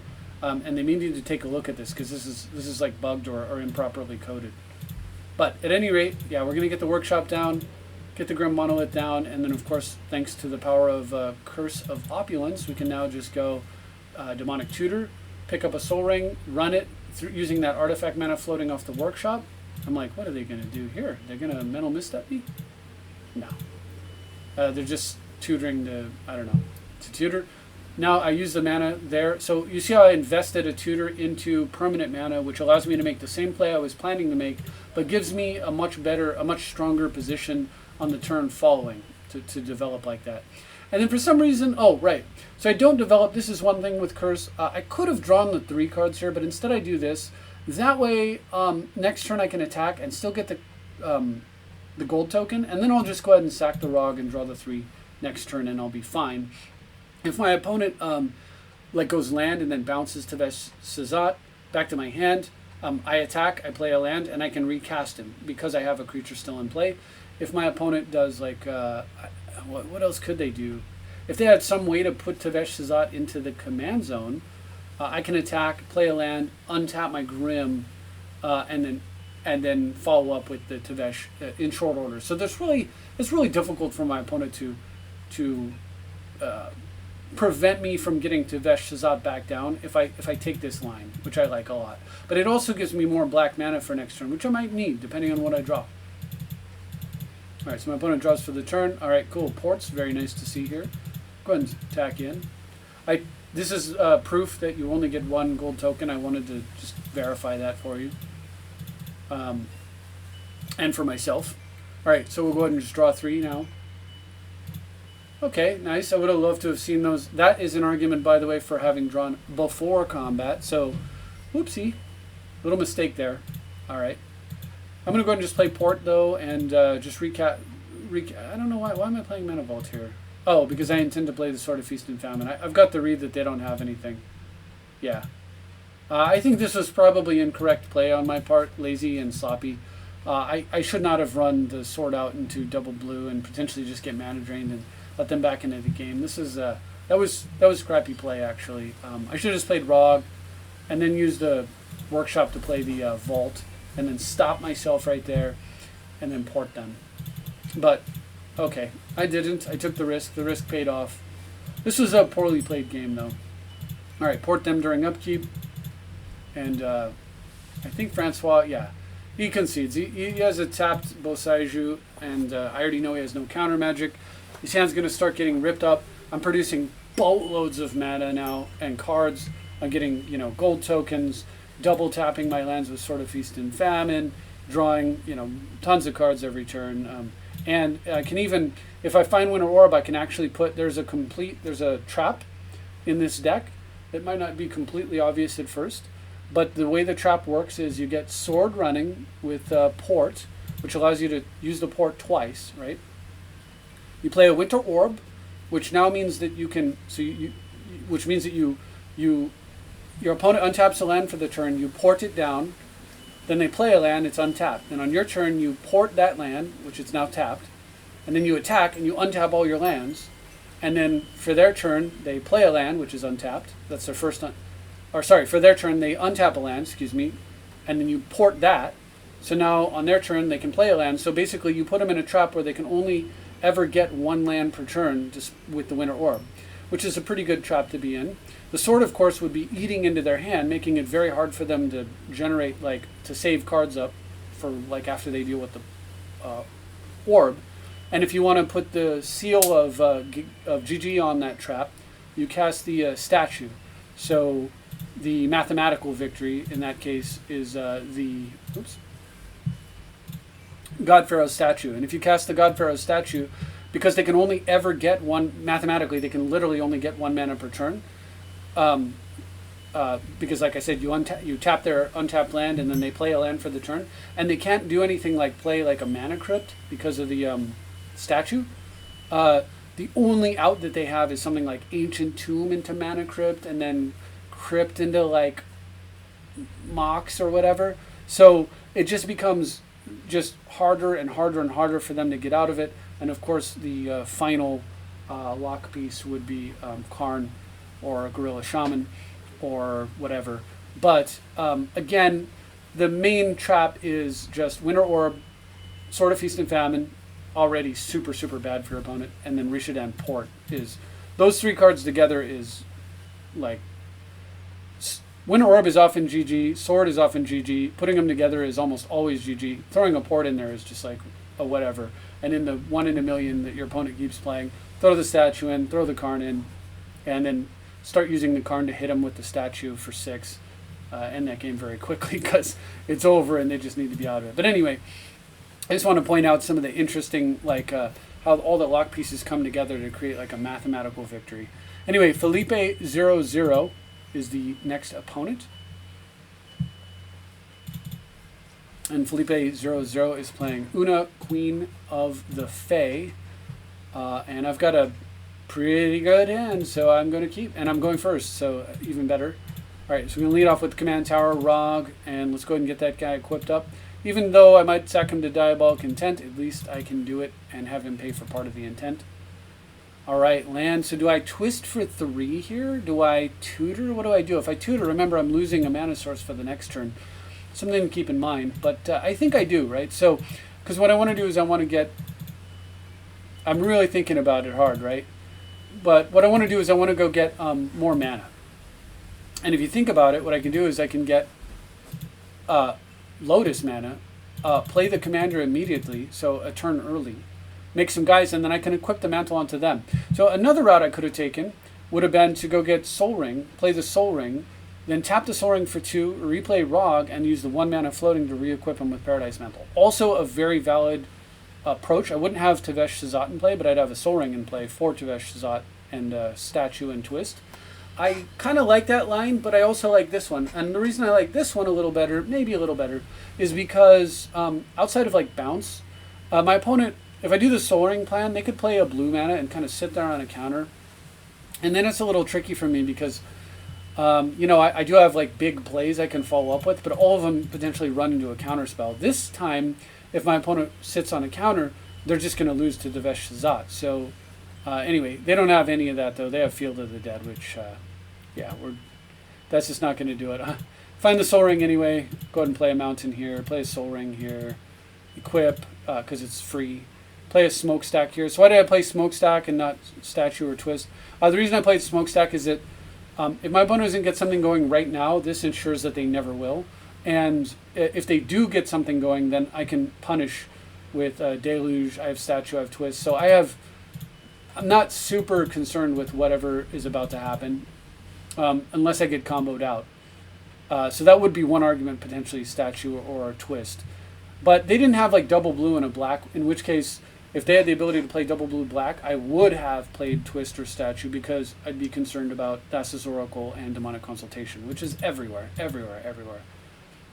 Instead, they actually, very cool, get like a ton of mana in play, and the smokestack's looking a little weak now. Now they're down to 5 cards in hand. Clamp 2 to go with it. That's pretty sexy. Again, click the soot counter to put it on the bottom of the stack. You put that on the stack first, and then you put the sacrifice counter on top. You sacrifice 0, then you add the soot. All right, draw Necro, not super helpful here. I'm going to go ahead and play Rog and just Ancestral. All right, Deadly Rog's very nice to get rid of Solemn without losing a without giving him a card. I get the Wasteland here. This is interesting. I really want to get the statue now, but this is a perfect opportunity for a Mind Twist. I'm pretty sure that's the route that I'm going to take. Oh, I see. I've got 6 mana. I can actually statue here. So I decided to statue instead, and then what I'm going to do is sit on the. I think I'm going to sit on the Rograkh, and the reason is I'm expecting them to equip the Clamp and hit this for a bunch, and then possibly like find a way to sack it, and I'm just going to exile the thing in response to the Clamp action. But actually, my opponent looks at the statue and decides that they don't want to deal with that, and they scoop. So not too bad there, not too frustrated. The next thing I wanted to do was just tutor for Karn and get Karn down, or just tutor for Gorilla Shaman for 1 mana, 2 mana. Just eat that thing, eat the Skull Clamp. We're going to exile the Solemn, strip mine my opponent, go for the twist. It's coming, right? And my opponent's spells are pretty hard to cast at this point. Like I said, they're getting close to being able to combo me out. From here, can they combo me out? Well, if they played an island, they could tap 2 islands and a crypt for the Thassa, and 1 black and 2 for the consult. So my opponent actually has lethal here if they have an island, Thassa, consult. So I do not like the line that I took in this. I think that was incorrect, and the correct play there would have been to Mind Twist my opponent and then worry about it later, because then they don't have 2 cards, and then, you know, figure it out from there. Rograkh, the Solemn, like I said, and then follow up with the Godfather statue or whatever. So I don't like the line I took there. It worked out okay, but I don't think it was correct, just so you know. All right, Cover Guard. Cover Guard? Cover Guard. I guess like Hover Guard, or is this more like Cover Girl? I'm not really sure.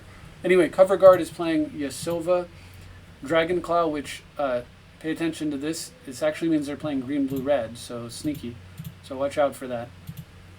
They've got to take some mulligans here, which is bad news against this deck, obviously. It's bad news against anyone, but especially here. And with the threat of turn 1 commander, they just scoop up. I would have played the turn 1 commander against a blue mage with no blue. All right, we move on though. Urshini, and you know that happens a surprisingly high amount of time. As you can see, quite a few of these games, it looks like a lot of games to go through, but quite a few of them are just going to end on turn 1. Very close to a turn 1 commander, but it is a turn 2, so we're going to keep that. And yeah, very lucky with the die roll here again. I'll go ahead and just play this. I probably should have thrown the Opal down. I'm a little, you know, the main thing is that there are cards like Esper Sentinel that punish you for holding cards in white. Something to keep in mind. So, and also there's the Dranith Magistrate, the 1/3 that prevents you from playing your commander. But I've got that covered with Rograkh because I played the Rog. You know, if I didn't play the Rog and my opponent played first turn Dranith Magistrate, I'd be feeling real bad. All right. So, all right, Thoughtseize here. That's pretty cool. So I get to do some fun stuff now. Let's add 4 black to the mana pool. Thoughtseize my opponent, and I see all this. So what do we take? I'm gonna take Cultivate. I think, yeah. I'll just take like 2 cards that develop them, and then we'll deal with the planar cleansing by keeping them off of 6. Is kind of the game plan. We've got Strip Mine, Crucible, Lock. All right, I'm gonna play City of Traders though. First things first. Let's get the commander down. Make some tokens, play the freebie, and pass. Opponent for their turn draws and plays a Plains. Alright, for my turn I'm just going to draw and draw. Oof, Skull Clamp and a Smokestack? My goodness, that is nice. Alright, so we'll float some mana, play Crucible, Mox Opal almost on.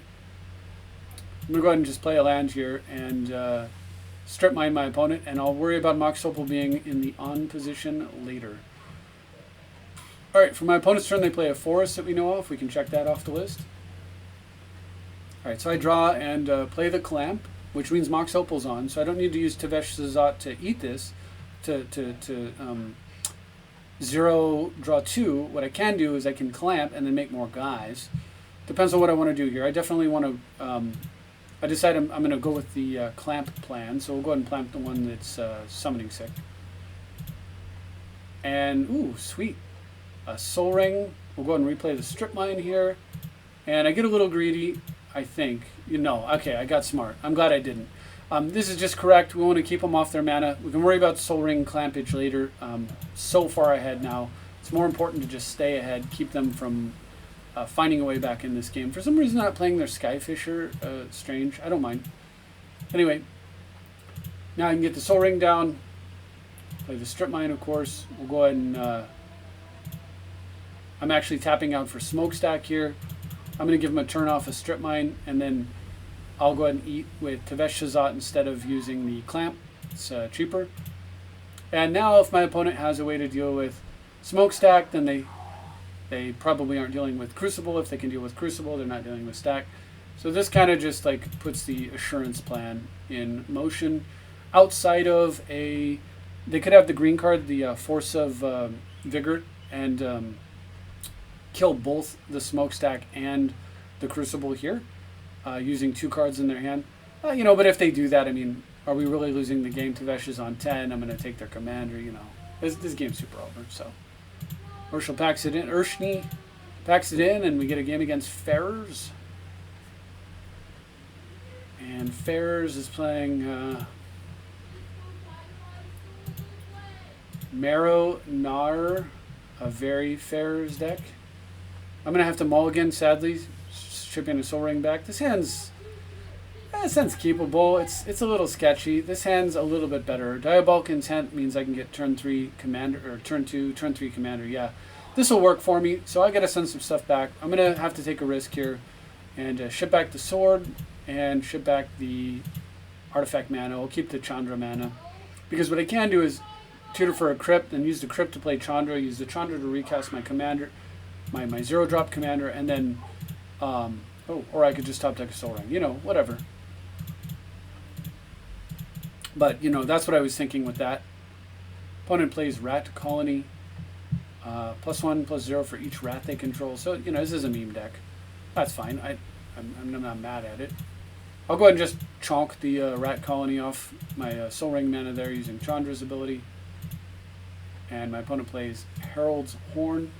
Creature spells, rats cost 1 less, and beginning of upkeep, they can look at the top card of the library, and if it's a rat, they can put it into his hand. So card draw and mana production. That's a great card.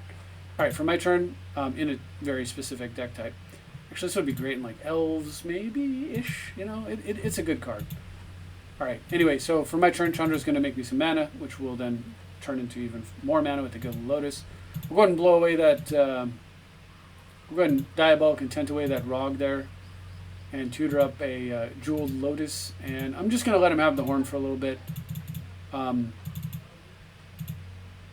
Play the commander and get myself into a winning position, and then worry about getting them into a losing position, basically. So they get an extra card, and they get to play some cheap rats. And they still have 2 mana floating. And decide to just do nothing with it. That's fine. We'll go ahead and plus Chandra, kill that Herald's Horn. And then I'm going to go ahead and Imperial Seal Tevesh to get the card into my hand. Oh, hey, look. It's a statue and a Death Cloud. Can't remember which one I searched for, but regardless, I think it was probably Cloud.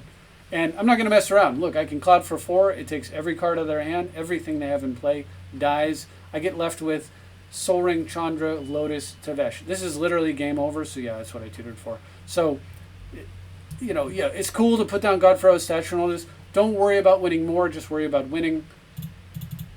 Finally starting to play smart here. I just cloud, boom, cloud ends the game, and the opponent should be conceding. I think they scoop it up here. Yeah, they scoop it up. And we move on from Farers to Fishley. From Farers to Fishley. All right. Death Cloud, keep in mind, is the coup de grace on this deck, right? That is the let's end the game right now before you can combo me out or do something crazy. There's no coming back from that card. So we go get that whenever we can. All right. Even if you have to discard a bunch of good cards and kill a bunch of good creatures and kill a bunch of lands, if you win the game, do it, right? Don't get caught in the, but I like my cards so much, and my I've got Ragavan going with Sword of Feast and Famine, and I've got like, all these good, I've got Yawgmoth's Will in hand and like a Mind Twist and, whatever. If you can cloud and just end the game, just do it, right? So, on the other hand, if you can retain some cards, like, obviously. Anyhow, I got a nuts hand here, playing against Fishley running Daxos of Miletus. And it's just so gross when you draw both of the free cards. It's just so unfair. It just feels like just dumb. All the commander cards just feel so dumb. The free cards are dumb. The Lotus is dumb. Like, they're just all so dumb because they tend to create these like super snowbally games. But they are very fun. So I mean, when you have them, and very miserable when you don't. All right, so we're going to just run out the Drum into the Soul Ring, and the reason I do it this way instead of Soul Ring into Drum is by leaving 2 mana up with the Soul Ring. If I want to play Deadly Rollick and my opponent has Spell Pierce, I can still resolve it, or like Deflecting Swat. All right, anyway. Plus, if my opponent had Mental Misstep, I want him to misstep the Drum, not the Soul Ring. Instead, what they have is Order of the Stars, an absolutely atrocious card that I'm more than happy to see. A 0/1 Defender with Pro Black. Okay. Let's just get Tevesh down. So obviously this is non-serious. We're going to make some thralls and pass. I can start drawing cards next turn. No need to discard here. I am definitely not going to overdraw and then Rollick this garbage 0/1, even if it wasn't Pro Black. All right. Kefnet's Monument comes down, so their spells are cheaper, and when they play creatures, they can tap some of my creatures. So you can get through with their 0/1, I guess. I don't know. Anyway, I draw for the turn, and then I draw for the Tevesh. And yeah, we go ahead and get some more mana into play. Go ahead and hit my opponent as well. That's half their hand, right? They only have 2 cards. They had Dovin and Chandra, and they chose to play, cancels. So they had a counterspell and a Planeswalker, and they chose to play Kefnet's Monument. Not the best choice here. Anyway, I'll just recast Rog for the turn and pass. Not super worried about Spell Pierce at this point. Opponent plays Daxos of Miletus. Taps one of my guys. He won't untap. I guess he's the one that's just volunteered to be chomped on by Tevesh. Alright, my turn, I'll draw. And I didn't need to exile this at the end of their turn. I can do it anytime. So take my time, have more mana untapped, have more options. Maybe I can get into my opponent's hand first, that kind of thing. So no need. Trying to kill this thing at the end of their turn with Rollick and then walking into like a Flusterstorm or something would just be stupid. Alright, I'm going to play Shaman. And hey, I've got tons of mana. Let me just eat that 3 mana artifact that you've got over there. And then while I'm at it, I'll nosh on this creature who won't untap. I did that out of order, obviously. Oops. Anyway, that's fine though. I'm just going to Demonic Tutor here. I am clearly not respecting this opponent, but I am going to end this game. So I tutored for Death Cloud and we'll pass. Got the Rollick there. And the funny thing is, despite having the Rollick, I really don't need to use it. The thing about Daxos is it's like a Ragavan, but it can't be blocked by creatures of power 3 or greater, but I don't care because I make 0/1 thralls. Alright, so my opponent like pumps it up and makes it even bigger. Whenever it deals damage to me, they draw a card and they get the Ragavan effect, minus the treasures. But they're never going to deal damage because of these 0/1s. And for my turn, yeah, I'm going to go ahead and Tevesh and draw some more cards. These creatures are probably going to die. I can throw a Paradise Mantle on the Shaman and then tap it just to filter mana through, turn colorless into colored mana and get some more stuff into play if I want. First thing I'm going to do, though, is I'm going to strip the untapped blues so that I don't have to worry about fighting with blue spells. We'll go ahead and tap this guy here. Oh, I guess that's the reason not to do the Paradise Mantle thing. And just float some game-ending Death Cloudage. And, yeah, opponent concedes. 3 cards, 2 creatures, 2 cards in hand. I only lose 1, 2, 3 lands. I get to keep my bad lands. I only lose like 3 cards in hand. Who cares what they are? And then I get to keep playing. Yeah, super over. Next is Snowstorm 2. Not to be confused with the original Snowstorm. Or Snowstorm 1, which was the player who came after. Snowstorm 2 is playing Omnath, Locus of Rage, and I've got another lovely, lovely hand, so almost a turn 2 Necro if I wanted. Except that Mox Amber will produce red mana, so yep. Drew for Anger's Rampage for the turn. We'll play Rog, play the Amber, play the Drum, we'll go ahead and play Clamp, and you know what? Let's just clamp it. This is a little ballsy because I'm actually getting rid of 2 mana sources by clamping this. But provided I hit a land, I can just replay them and get that mana, recoup that mana right back. So I don't. This could be me throwing the game here. But if I'm going to do it, the time to do it is early. Up top deck of Workshop. If it weren't for that, I wouldn't have found Workshop Dynamo. So all's well that ends well, as it turns out. Go ahead and just get Rog back down. And, it worked for me last time, so why not do it again? Let's clamp up. Ooh, look at that. Mana Crypt.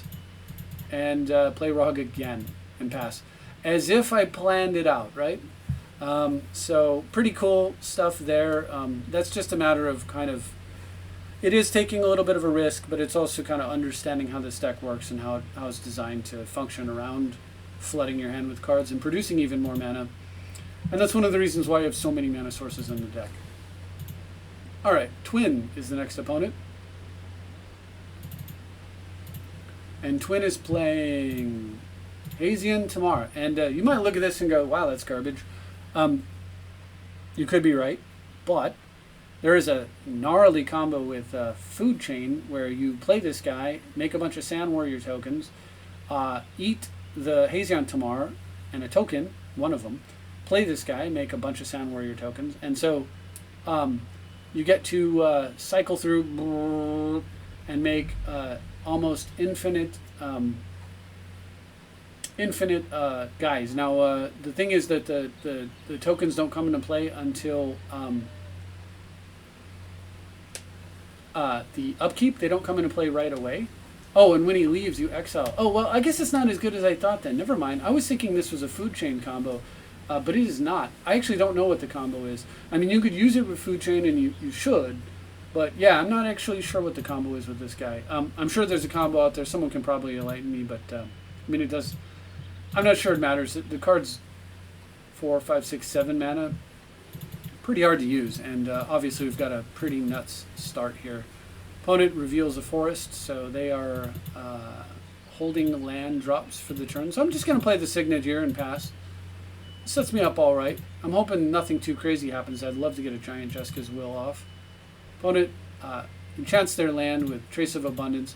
I can get a pretty hefty Jessica's off this turn if I want to. So I'm going to go ahead and play the Mana Vault.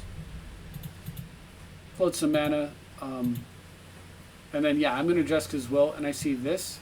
Dark Ritual, Gravin Cairn's Lily. Remember, I haven't played a land for the turn, so we'll play the Gravin Cairns. We'll Dark Ritual. We'll run out the command, Liliana, sorry. And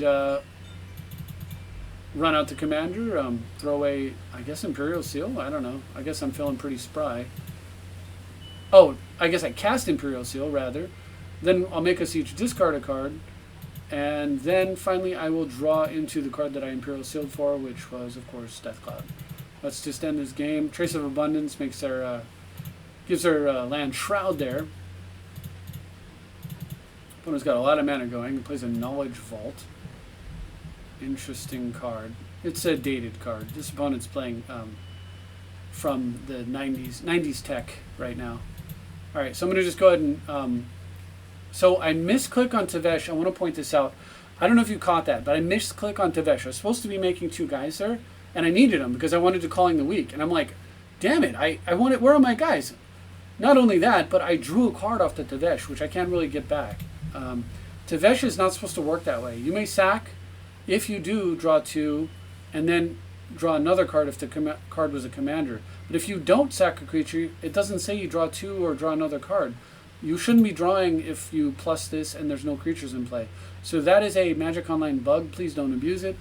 I certainly didn't mean to. I really did want to Call the Weak here and blow my giant Death Cloud and win the game on the spot. But now I'm going to have to jump through some hoops. Yeah, I said, why did I draw from that? And I'm like so confused, you know. Alright, so we'll play Rog here and we'll take a turn off, right? I mean, I can kind of do it. Yeah, so I'm going to go for 3. As it turns out, I had just enough to be able to do this anyway, so we'll just blow the cloud on 3. My opponent has like 2 cards in hand.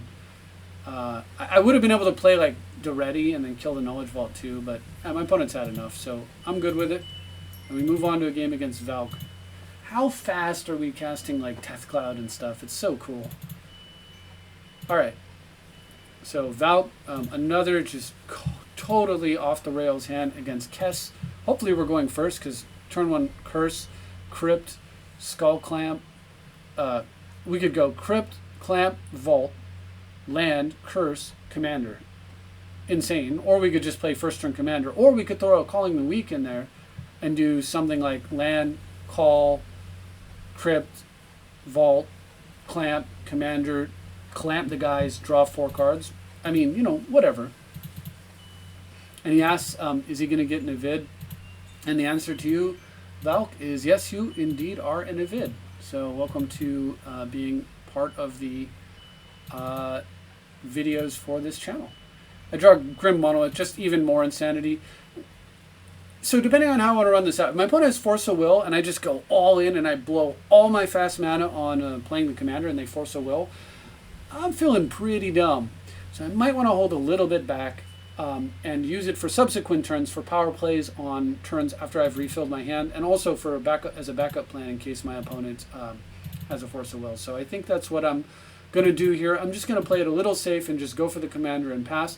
And look at all these lovely backup plays. I don't have to get Curse out just now. I can get out next turn and then start getting the treasures. Alright, so I'll go ahead and make my guys. If my opponent bounces here thinking that like I can't replay him, I'm going to immediately replay him. So I'm not worried about that. Alright, so my opponent has double untapped blue here, so I'm a little concerned. I draw Collective Brutality, which is really nice. I don't want to be careful about making giant plays in the double blue, because I don't want to fuel a mana drain that ends in my own destruction. Skullclamp's a pretty safe bait spell, so is Curse of Opulence, so let's see what happens here. We'll start with Curse. It's the one I mind losing the least. We'll go ahead and get our treasure. I don't know why I attacked with both. Should have attacked with just one. Alright, play a land for the turn. And then run out Skullclamp, and it lands. Okay, great. And with that, let's draw some cards and see what's going on. So we draw into Smokestack. So now the question is, do I want to go for a giant turn here, or do I want to like respect the double blue? I can kind of do both. If I Calling the Weak here and he mana drains, so be it. It hasn't mana drained yet though. And if I'm not, I can Collective, which is a little bit better of a mana drain target for him, but it clears the way for me, and then I can play Grim Monolith into Smokestack. So that, I think, is the play I should be making here. Thanks to Curse, giving me the extra black mana. I'm going to go ahead and call. Curse and call. Float. Alright, first of all, we'll burn that mana I don't care for. And yeah, so I Collective, and wow. Yeah, opponent was very close to comboing me out. Like, they can Lindol's Vault here and set up lethal within a turn or two, easily. Because of Thassa, Thassa's Oracle and Demonic Consultation. So that's the other reason to be very respectful and fearful of, fearful in the sense that you respect and are constantly aware of blue, blue, black, that combination of mana specifically. All right, so we need to shut that mana down as fast as we can. So we'll play the stack. Hopefully my opponent cannot find lethal here. They draw for the turn, ponder before playing their land. Smart. Brainstorm. Probably they would have played Brainstorm first if they had it, so they probably pondered into the Brainstorm, but play a bad land. So now I don't know. These could be in their hand. They could not be. They're cards that we know of within somewhere within these 3+2, but we don't know exactly where they are. All right. Again, Szat first. So it goes on the bottom, resolving the, so that we're resolving the sack first. So we'll go ahead and resolve the sack first. Sack nothing. And then add the Szat. All right. I'm going to go ahead and make some thralls. Go ahead and clamp and clamp. Boom, boom. Very, very nice. And I can continue to disrupt. This should buy me the time to keep them off of blue, blue, black. Somewhat indefinitely. Go ahead and throw out the smocks here. Attack. Get the curse going. I can vamp and... well, we'll strip mine here. I can vamp and I can clamp. So I can vamp and clamp if I want to.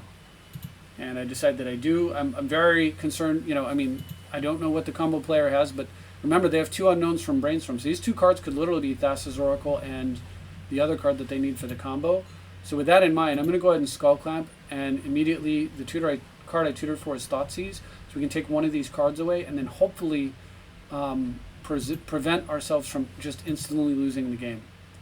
And look at that. Consult is one of them, and then Gamble's the other one. So if the top card is Thassa's Oracle, I'm a dead man if I didn't make this play. Of course, I take Consult, and with that, my opponent says, "Hi, Mom." Plays his land. He has, of course, to eat a land with Smokestack, but you just never know. The next card could be Lotus Petal. We just don't know, right? Plays their Gamble. Discarding Gatoxian Probe, so there's a chance that this last card is exactly what they need to get back into this game. I don't know what that card would be, but I don't want to find out either. So they actually gambled discarding Probe, which means I'm surely they didn't gamble for Probe. So whatever that card is, we need that gone. Fortunately, we have an answer for that. We'll go ahead and Smokestack. We'll just eat the Mana Vault so I can stop taking some damage here. Make some guys. Curse, you know, I plugged it off in order to do the Skull Clamp thing. I turned it off for now, but it's done its job for the game. We're totally fine with that. We'll go ahead and just draw some cards. And very nice. Get some mana down. Come on. Come on, deck. Something's wrong. Obviously, what I do is I play the Liliana, take the last card out of their hand. Their upkeep. I've got Smokestack on 2 now. During their upkeep, they're going to lose both their lands. They lose the last card in their hand. And we perfect the opponent, and they scoop here. So, I mean, I think he waits a turn, but I don't sack the stack, of course. What I sack is, like, Grim Monolith and... I don't even remember. Grim Monolith and, like, Rogue. Yeah, Grim and Rogue or something. And then on the next turn, I just make 2 tokens, and I just sack them forever. I just leave a stack and play on 2 forever, and don't worry about it. And if you get, once you start attacking, you can actually use Curse to produce a token, you know, the gold. And then this guy will produce 2, and you can actually set a stack on 3 and literally lose no permanence every turn. If you have it ready, you can make it 4, and so forth. All right, next game is against Purple Nurple.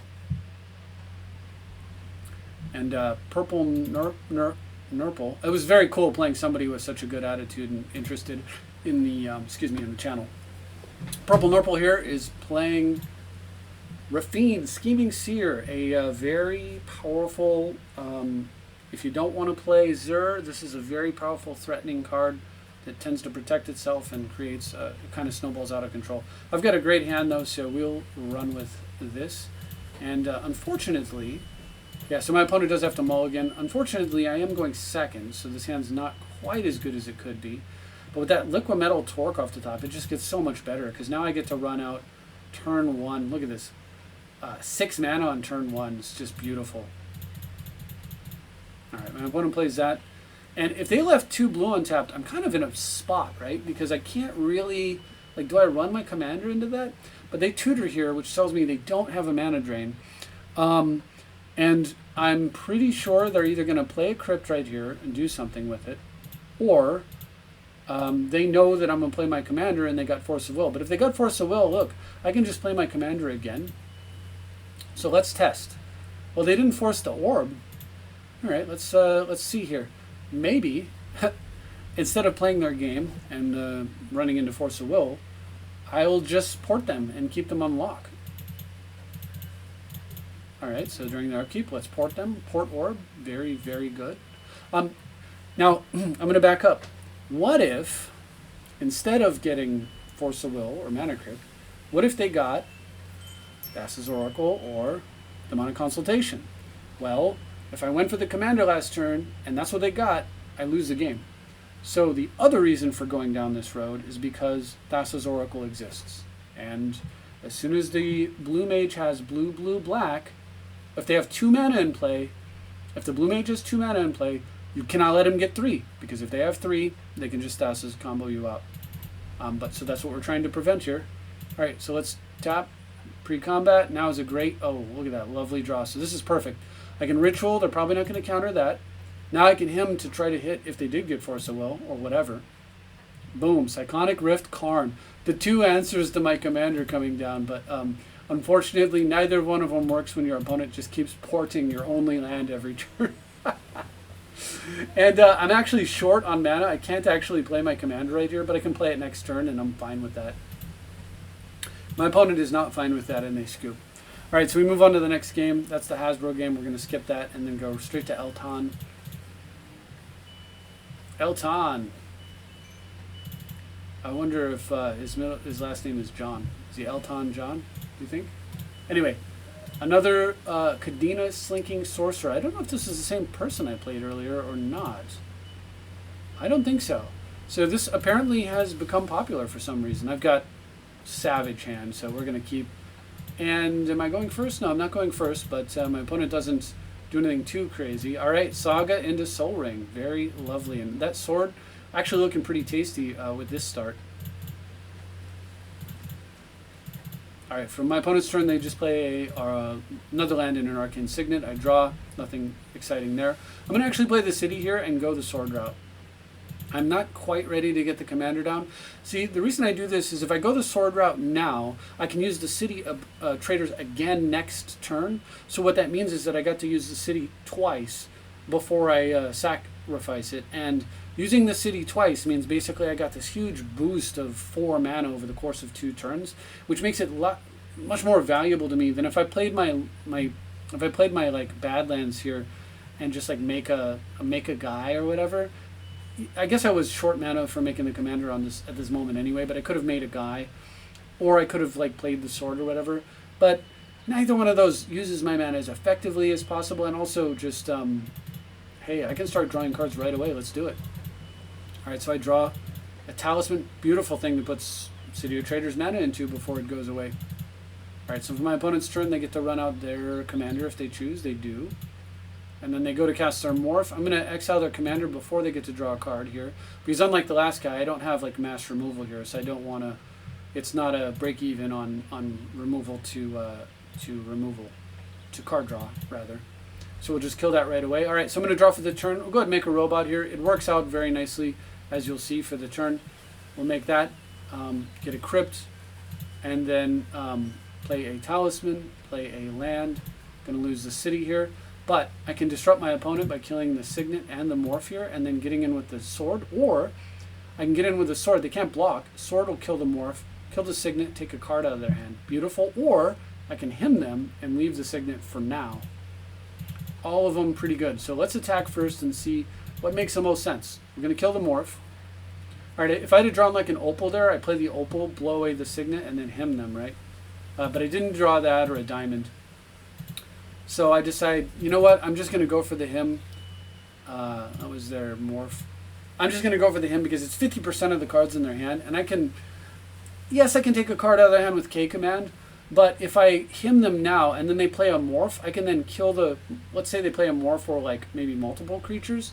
I can use the K command to kill 2 things that they've invested mana into rather than something they haven't.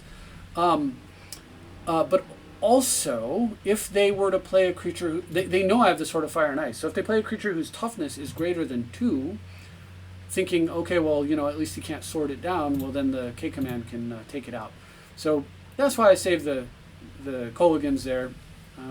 Anyway, it doesn't matter. My opponent scoops and then jumps back into another game. And is it with the same deck? I can't tell. Let's find out. Oh, with a different deck, playing Chatterfang. I've seen this guy show up a lot. A little black activation. This means he's actually running black, so I could get like the rest or something. He's first again, but if I don't get disrupted, whoa, this hand. Both lotuses. All right, opponent leads off with Birds of Paradise. Starts a little slow here. I'm gonna play Rog, play the Jeweled Lotus, and pass. Not fetching. I got to be careful. I could get. They could flash out the guy that punishes me for fetching, but on the other hand, I don't want to get wastelanded or strip mined. There's two of those, and only one of him, so we'll play that route. Utopia Sprawl, or like a Sinkhold. You know, I just don't want to take any risks. All right, they're cultivating. This is safe now. I'll just go get this. So they go grab a couple lands. They've got a forest in their hand. All right, for my turn, I draw. Let's get the commander down. I'm just shy. Unfortunately, I can't play the Jessica's Will this turn, which would have been just so nice. But we'll get the Tevesh down, make some guys, so I'm not overdrawing, and pass. All right, my opponent for their part plays out a. Ooh, what is this going to be? This looks scary. Chatterfang and Fey Offering. So interesting. Each end step you've cast both a creature and a non-creature. This is a non-creature, and this commander's a creature. He gets a clue, a food, and a treasure. And then whenever he makes tokens, this thing gives him 3/1/1. So he gets 3/1/1s, a clue, a food, and a treasure with this combo. That's awesome. I'm impressed by that. All right. Anyway, I'm going to have to do something about it, too. And, you know, that's kind of a lot of permanence into play. I thought I was doing okay. All right. So I'm going to draw, and we're going to draw some more cards here. Draw 3, looking for something to do here. Got the Intent, got the Crypt. That's not bad. We can get the Paradise Mantle into play, equip it, and then just tap. First, I'm just going to, I'm going to Jessica's here. So take some more options. All right. So Inquisition, Mana, Braid, not phenomenal because I spent 3 to get 3, but, you know, it's something. So I'll go ahead and play the Tarn. It did at least allow me to hit a land drop. And now I can equip the Mantle basically for free because I can tap that for mana. And let's go ahead and use that to get Gilded Lotus. I'm going to use as much mana as possible as play. Or the other way. As much mana in play as possible. And then I've got a really nice turn here. I could attack what he's got going on here, but he's got 3 cards in hand and a boatload of mana. I think the thing that makes the most sense here is I tap 3, I Inquisition my opponent first, because I'm more likely to hit. Hopefully Inquisition, you know, it has restrictions. I want to get card out of their hand. Then I can him the last 2 cards out of their hand.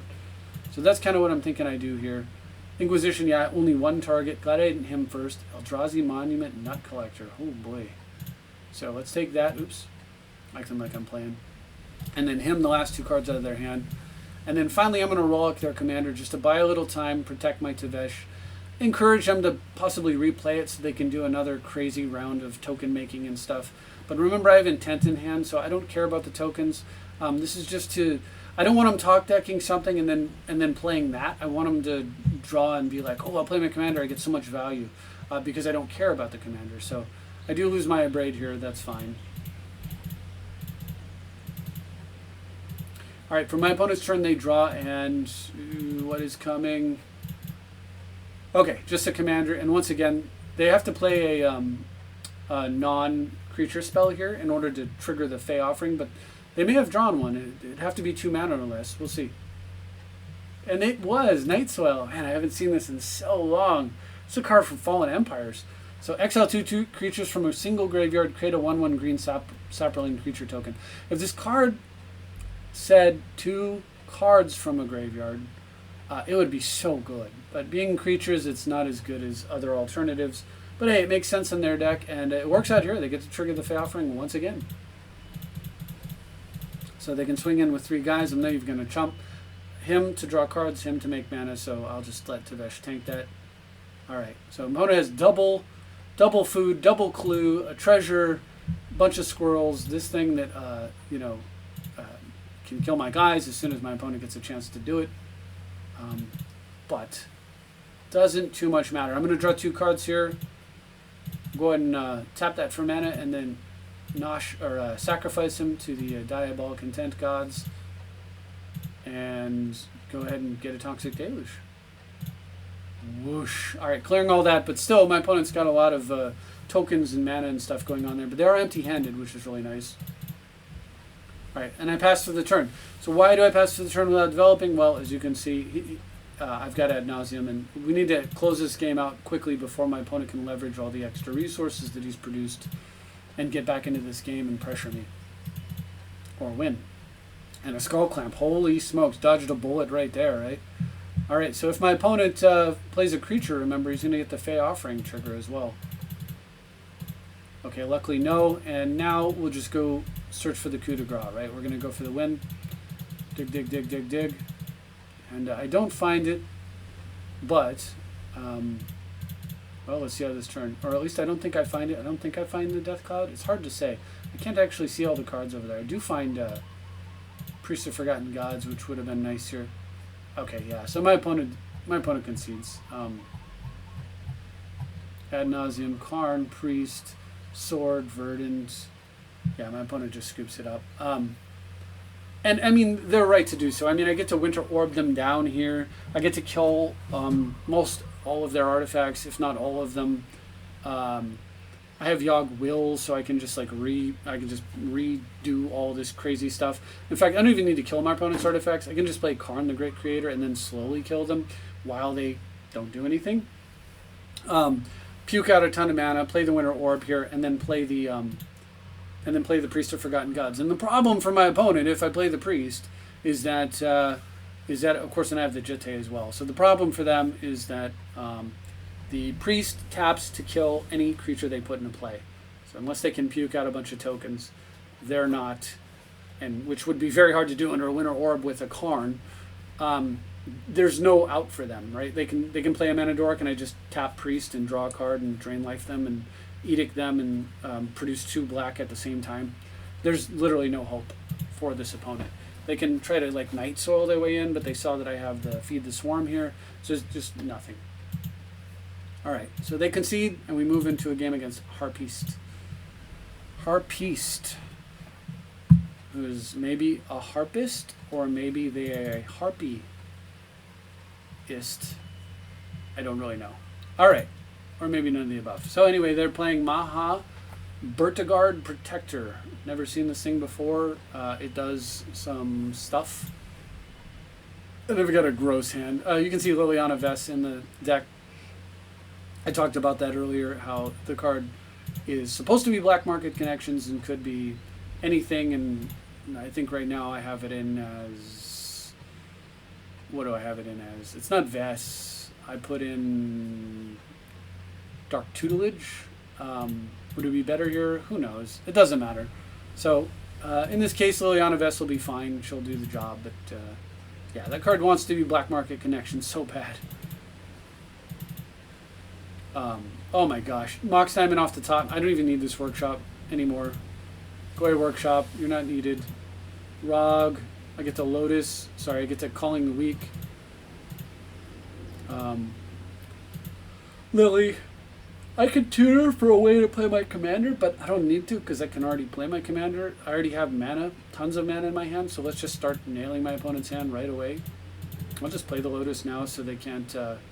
again, white has lots of punish mechanics for that card. They play Trey Lasara, the Moon Dancer, which, I don't know, does some stuff. Alright, for my turn, I'm going to duress them, and I take... I have a couple cards that would have been a pain, but I'm going to take one of them. And then I have no idea why, but I plus Lily, and my opponent takes the other action spell out of their hand, just leaves the 2 planes in their hand. So I'm pleased to see that. I'll go ahead and play the Shatterbark untapped and play the commander. Make some blockers to ensure that that creature never connects. And they just make some more mana. And of course I'm going to need to deal with these creatures in order to keep them off. I don't want him to get too much mana there, but Tevesh is ticking up, and so is Liliana, so I'm going to go ahead and Liliana, the last card out of their hand, which we know is a Plains. And now with Ancient Tomb, I can just play my commander and then draw 3. Yum, yum.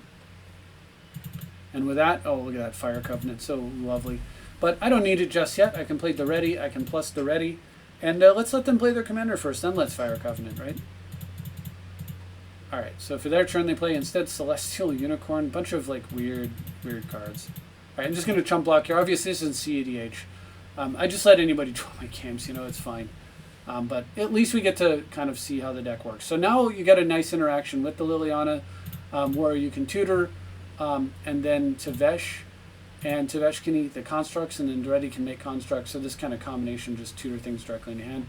As I said, if you can just Death Cloud, just Death Cloud. Just win the game. So we'll Cloud for 3, and I'll keep a Demonic Tutor. That's fine.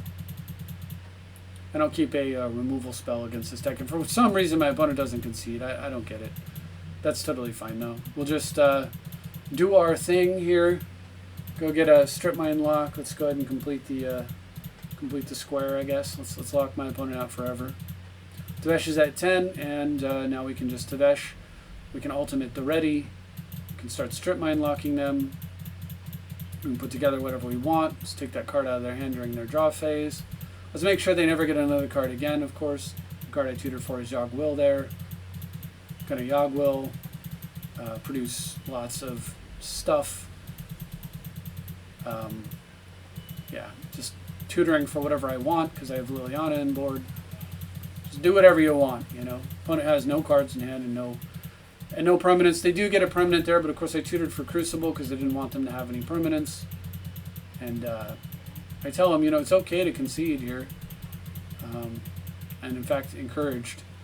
I go ahead and play Priest and Jite, so now there's just literally no way for me to lose. Like, the only hope my opponent had was, like, I don't know, Mana Crypt flips? Not really. Anyway, alright, well, if they want to keep going, I'll perfect them, that is fine. And here we go. And opponent dies with all of the cards for the game in the graveyard, which is cool. Perfect. Perfect. Alright. That was Harpiste. So next is My Pillows. My Pillows. Interesting. I wonder if this is the My Pillows guy. Anyway, My Pillows is playing Okaun, Eye of Chaos, and Zinder Split, Eye of Wisdom. So my opponent has 2 eyes, but they both cost 5 mana. And I've just got 1 5-mana drop and a 0 drop, and a pretty good hand, so I'm going to go ahead and keep. Opponent leads off with, well, that's a good start. Highland Gamble, okay. Alright, so I'm going to lead off with the Catacombs. Go ahead and get basic against a Blue Mage test for a counter with Skull Clamp, because I have better things to do in the next couple of turns, but I want to see if I can sneak a... If they do have a counter, I want to see it now. Opponent goes for Fabricate and tutors for a... I'm like, oh god, now they're getting Crypt. They get a Krark's Thumb. A lot less scared of that than I am of Crypt. Alright, let's see if we can him the card they tutored for out of their hand, or maybe something else. Oh my gosh, I dodged a bullet. Look at this. Deflecting Swat, Dockside. Deflecting Shot would have broke me off. If the opponent had like Crypt into the commander and then Deflecting Swat like a Mind Twist back at me, oh my gosh. Dockside, by the way, 100% a card that goes in this deck in group play, not in 1v1 though. Just because, you know, you get a couple of early artifacts, but it's not like great or anything. At least I don't think it goes in 1v1. It's okay. I mean, maybe it does. I don't know. Karn off the top is just brutal there. Let's just go ahead and play that. Kill their Chrome Mox and turn off their Talisman. Now they're behind on mana. And yeah. I mean, it didn't really have to do too much this game. My opponent didn't. Just kind of got crushed by the control aspect of this deck and not so much by the speed aspect. Alright, Mark USA Fink. Marcusa Fink? Mark USA Fink? Not sure. Alright. But this opponent, again, another Chatterfang Squirrel General, and I've got this hand, which is keepable. It's not great. And I'm glad I mulliganed it. So, it wasn't great. So the problem with that last hand was that... so I mulligan again. The problem with the last hand was that it started out fast and then petered out, desperately needing mana. And that's not a good keep. You want to keep hands that'll get the commander into play by turn 3, and if it won't, for the most part, they're a mulligan. That hand didn't do it. It started out fast with the Mox, and then it run out of lands, run out of mana, no tutors. This hand, which I've double mulliganed into, can get a turn 3 commander, so this is a keep. So we'll throw away the spell / land, because I'm going to keep 2 lands is enough. I don't need a third. And then I'll go ahead and throw away the the removal. I'd like to have the removal as disruption, but this gives me a backup. Like I get to go first turn map, second turn, like tutor for crypt, play the crypt into talisman. I mean, I get this. This is a fast hand, right? And the map gives me kind of a backup in case, like maybe my opponent does strip mine me here, and then I might top deck a land and like kind of work my way out, kind of grind my way out of it with that. All right, so we're gonna. I decide I'm gonna slow roll my opponent just a little bit here. Get the talisman out now before they can play before I use the intent, I guess. I'm not totally sure what the thinking here was. I think this is probably wrong, but it's okay. My opponent plays Plumb the Forbidden. A very interesting card I need to consider for this deck. So as an additional cost to cast, you may sack one or more creatures. When you do, copy the spell for each creature. So it's not just like it copies the spell, so which means that it takes like a Flusterstorm or something to stop it. Draw a card and lose a life. So if you have a couple of dorks out, you could just play this card and like draw like 1, 2, 3 cards. The problem with it is it's pretty piss poor if you're just playing it on ROG, and it's much worse than the card that we want to use to sack creatures, which would be the one that edicts our opponent, draws cards, makes mana, like basically does everything. So I think this is just a worse Priest of Forgotten Gods, or you could say it's a worse Nice Whisper. For this to be better, it has to be kind of mid-game. So it's a card that I should remember exists, but only after I've added enough cards that I might be willing to use it. And I don't think that there are enough cards to put in the deck that are bad enough that I'm going to get to the point where I'm like, you know what I need? I need Plum. Just not quite like, it's good, but not quite good enough. It does make a ton of sense though in this Chatterfang deck, which is explicitly designed to make tokens, right? So, all right, so I just tutor for a Saga here. I intend. I'm not really sure what the heck I'm doing. Oh, I go get Priest. Oh, right. So I'm trying to. Oh, I remember what happened now. I remember I said it. I said, oh God. So I had the map in play, right? So this turn, my plan was to intent into Priest and not use the map. I was going to have a Priest in play. So intent, Priest, and then I have Priest in play, and then my opponent is stuck, right? If they play Chatterfang, I just play Commander, make 2 guys, tap my Priest, kill their Chatterfang, draw a card, produce 2 black mana, sack my map, and go get my Saga. That's the next turn after this turn. Except somehow my brain has like a freaking, senior moment, and I freaking sack the map a turn early, and now I can't play the Priest. I got the Priest, but I can't play it. It's like, oh God. My opponent does something funky there. He plays like a creature, then he sacks it and draws 2 cards. And at that point, it just opens the window up for me to get the Priest down in anyway. So, yeah, I'm just going to get in and play. It's fine. I'll get Rog into play, and then I'm all set up. I'll play my Commander next turn. So if my opponent doesn't kill this Priest, they're hosed. They're dead. Rites of Flourishing, we both can play extra lands and draw extra cards. So, okay, fine. I'll play some extra lands to go with that Dust Bowl. Alright, let's play Tevesh plus Tevesh. Let's use the Priest, I believe. No? Oh, I'm waiting. Oh, I'm waiting, because I can use it on their turn. I can just edict them on their turn, and then use the mana for a Saga or a Dust Bowl. I don't know which one I want to do, so I'm going to wait. And they Felwar. Sure. They play their Chatterfang. They go to put a token on it with the effect on the stack. Perfect opportunity. Let's just Priest them. And, like, this is just impossible, right, for a green deck to beat. They have to kill the Priest, or they have no chance. So, draw a card, add 2 black, deal 2 damage to my opponent, kill their creature. Doesn't even target it.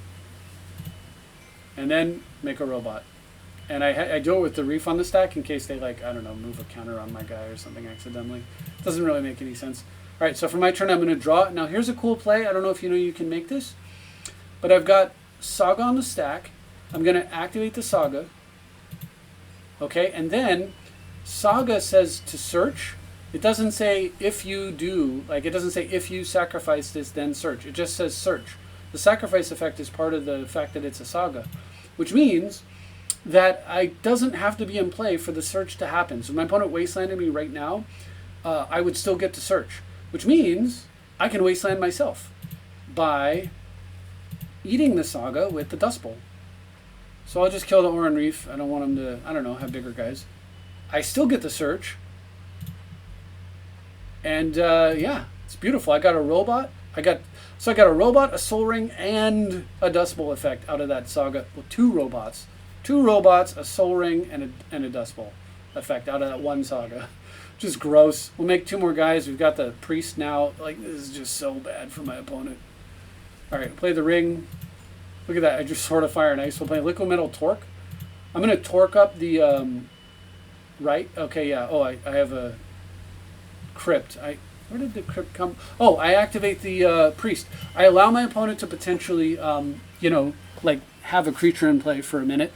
Because I want the mana from the Priest. So I use the Priest as a Dark Ritual that draws me a card and does 2 damage to my opponent. And then with that mana, I actually find a Crypt, which is great. So I throw the Crypt down. And then I make the Rites of Flourishing into an artifact. And by force away the Rites and the Felwar, which is really nice because this, I don't want my opponent to like draw extra cards and find a way out of the box, you know, the threats that I'm putting into play, right? And with my last of my mana, from the Priest, I can play Sword of Fire and Ice, which makes my constructs just a bit bigger. And we'll get in there and spank the opponent for 7 damage. They get to play a Sylvan Anthem. This is crazy. What kind of insane power creep is this? Crusade with Scry, and it's only for you? That's nutty. What a good card. Well, it would be, except, you know, not against me, not in this case, but dang, man. Scry away, man. Other scrolls get bigger. How cool. So many, like, funky cards off of this. All right, well, anyway, they've got a creature in play, so we can't have that. So let's go ahead and tap to draw a card, Dark Ritual, deal damage, and kill their creature. Yum, yum. It's a Dark Ritual because it gives you 2 black for 0. Dark Ritual gives you 3 black for 1. Same. Look at that. Feed the Swarm off the top. Thank you very much, lovely Priest of Forgotten Gods. If this creature's in play, it is just hopeless. Like, a green deck just cannot win if this frickin' thing is in play, right? I don't see how they can win. We'll kill that Anthem. Go ahead and equip the sword. Swing in for some damage. Damage Arenos there. Smack my opponent a little bit harder, and then Fiery Confluence and deal 6. End the game. Don't need to worry about control when you can kill your opponent. And of course, that was possible because Priest did, what, 6 damage or 8 damage that game? Because, yeah, they lost like 6 or 8 life from the Priest. I guess it was 6. Yeah, so ball lightninged my opponent while I was edicting them. Awesome. Man, I love the card in this deck. It's so freaking good. All right, so that was against Mark USA Fink. Now we're playing MEP 637. We're almost done with the full set of 30 games with the 1 loss to the Hasbro employee who wanted to play me. All right, against Azuri, I've got this lovely, lovely hand here. God, I love Curse of Opulence in this deck. I love the changes in tech. It's just been so nice. My opponent's got a giant mulligan. So bad for them. Obviously, like, but, you know, who knows? I don't know how aggressively they're mulligan. Maybe they just mulligan to Soul Ring or something. You know, they go land, Soul Ring, Crypt, and draw some cards or something. Get right back into it. So we're not gonna like take it easy on him. But look at this lovely. We're gonna deploy the drum, deploy the curse. This is nice. Now, of course, we can't both drum and curse on the same turn unless we have another creature, and we kind of do. Isn't that lovely? So we'll play Dust Bowl, play the Dark Confidant, swing in, get a gold token, use the Confidant and the gold token to play permanent mana source. Thank you, Curse of Opulence, and we're done for the turn. And at that, my opponent just, I mean, they mulliganed a bunch, but I mean, it's horrible. They're also facing a Dust Bowl. I'm getting 2 cards per turn and free mana every turn. And what they don't know is that I'm also going to Necro. Like, it's just so done. So done. All right. Next is DV-ROSAR. DV Rosahar. Rosar. DV Rosar or DVR Osar. I don't know. Maybe they like DVRs. I don't really know. But anyway, this one is playing Niv-Miz at Param. I'd do better if I understood what the name was. And I've got, yeah, another crazy hand. I'm going to keep it. I'm going first. Super, super good here. Can't do a turn 1 Jessica's Will, but I can do a turn 2 one, potentially. Here, I'm just going to go ahead and risk. I'll get the Badlands, just in case like the Signet doesn't stick. And I'm going to go for a Ritual here, and nice. What about the rest? Torque, oh, very good, and Arcane Signet guy, go. Lovely start.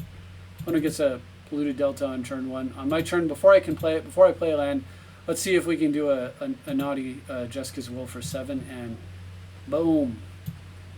Flats, Crypt, Opal. Not the craziest thing in the world, but good enough. Opal for free. Let's play the Commander. Let's draw some cards. Then we'll decide if we want to play one of these lands, or maybe we'll draw like a land that we want to play more. Okay. Ooh, lovely. Priest. Come to the party, why don't you? We can play Priest, and with the last 2 mana, play the Commander. We'll lose on Marsh Flats, but man, that is a sexy turn. And now I've got the Priest out, so my opponent's going to have to do something about either this, or they get no creatures every turn, and I've just got complete control of the board, right? Alright, so my opponent does not do anything about either of those cards. They just fetch. I'm going to go ahead and eat Rog and draw some cards here. I'll worry about Priest later. Draw a Skull Clamp, so now we're definitely going to be making guys. Strip Mine for tempo. And yeah, this opponent's had enough. They're you can stick a fork in them, right? They're done. And we move on to the next game. Like, man, this card is... I really love this card in this deck. Alright, Pedro Carvalho. Because the card makes it impossible. It's a one-sided abyss, right? Like, it makes it impossible for your opponent to pressure your commander. They just can't put pressure on you. And the fact that you can tap it and just produce extra mana, which, as you saw, the deck's often like glutted with cards, and you're just like, I just need more mana, that's all I need. That thing is like, hey, well, why don't you have more mana and a card? It's great. All right. So, Pedro J. Carvalho, playing Animar, Soul of Elements. Here's an example, right? Pro-white, pro-black. Priest is like, I'll just tap and kill it. No problem. I'm black. Doesn't matter if you're pro-black, because it's an edict effect, not a targeted removal effect. All right, we got a really nice start here, obviously. We're going to lead off by getting in the opponent's hand and seeing what's going on over there. We see a Fabricate, lots of lands, a Ghost Quarter, a Wasteland. My hand was good, but not great. And it just got really bad. They Wasteland this. I don't get to follow up with the Sword. I'm not going to get to, like, twist. Uh-oh. All right, well, see what happens. Opponent wastes. I'm like, oh, good, they're playing something. You know, if it's Soul Ring, I'll just Bifrost it. Like, I'm good with that. Nope, they were just trying to Wasteland and having a bit of a trouble there. Yuck. And I rip Confidant, and I'm like, yes, I can not play it because they just killed my Black Source, and this makes red. Oh, God, don't torture me like this, deck.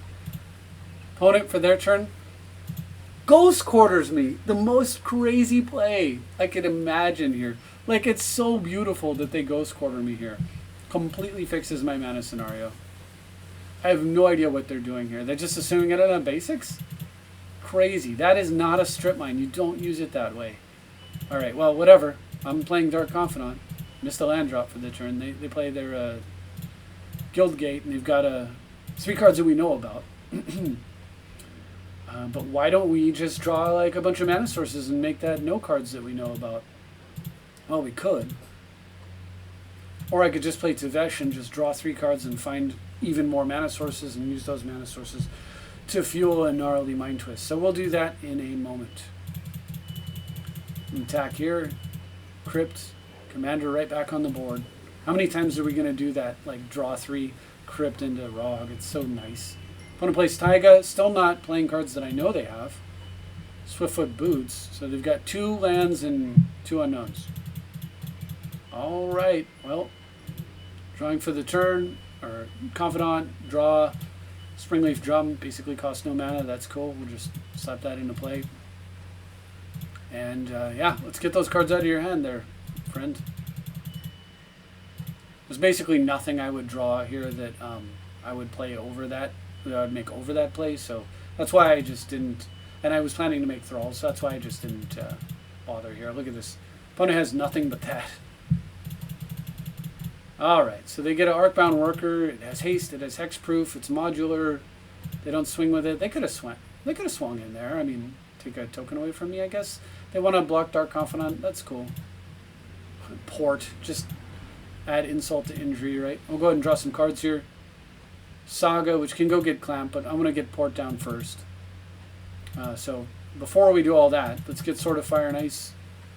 Equip it, and then let's Bifrost away that Boots. Swing, play the Saga, swing in. No. Menace. Can't block there, friend. And then let's go ahead and Sword and Fire and Ice that away. And, oh, I drew the Mox Diamond. Dang it. If I hadn't played my land yet, I could have thrown the Saga away and then just ported them. But honestly, they have no cards in hand. They can't draw Time Twister or Wheel of Fortune and the mana to play it, so I don't have to desperately port them here. So this is actually okay to take a turn off. So they do draw a land. They do get their Animar. Yeah, I'm going to take some damage. You can see I had Vess here. Vess, no bueno. God, I want Black Market Connections. Hurry up and print it. Bring it to the online. All right, so I'm going to draw. I float some mana off the creature I'm drawing with, because I don't want to throw the Mox Diamond away to port, but I do want to play it this turn. So I do find a land, fortunately, so we'll do that. Do that. Vessel Tutor for whatever I want. And then I'll swing in, use the sword to kill their guy, and grab the card that I tutored for. And the tutor card, my opponent says he forgot that would work, and concedes to that, which is interesting. I guess this board wasn't scary enough, but once I did that, they concede. But hey, you never know. You never know. I'm never mad at someone for continuing to actually play. I only get mad when they like just sit there and time you out for 5 minutes because they're not very sportsmanlike, you know. I don't even know if mad's right. It's just irksome and tiresome, and then I have to move on to a new game. All right, Alexis Ferreira. Ferreira? I don't know. Ferreira. Alexis Ferreira. Playing the Ur-Dragon. I'm used to Dragon deck, so, you know, basically, let's keep them off mana and see what's going on over there. And there's a bunch of stuff that's very expensive. While this is in the command zone, this dragon actually costs 4. So I need to keep in mind that dragon's actually 4. But outside of that, I mean, that's really what I'm looking at here. So, I mean, I can check lands off, but my start's a little slow.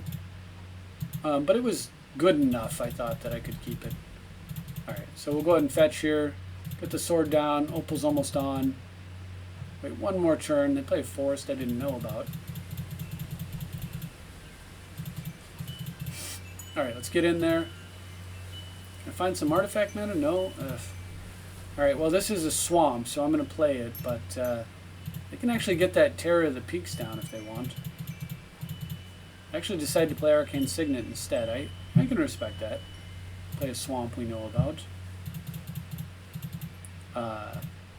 I, of course, top deck a Braid, so it's not going to actually help them much. And a Mind Twist, and that'll do.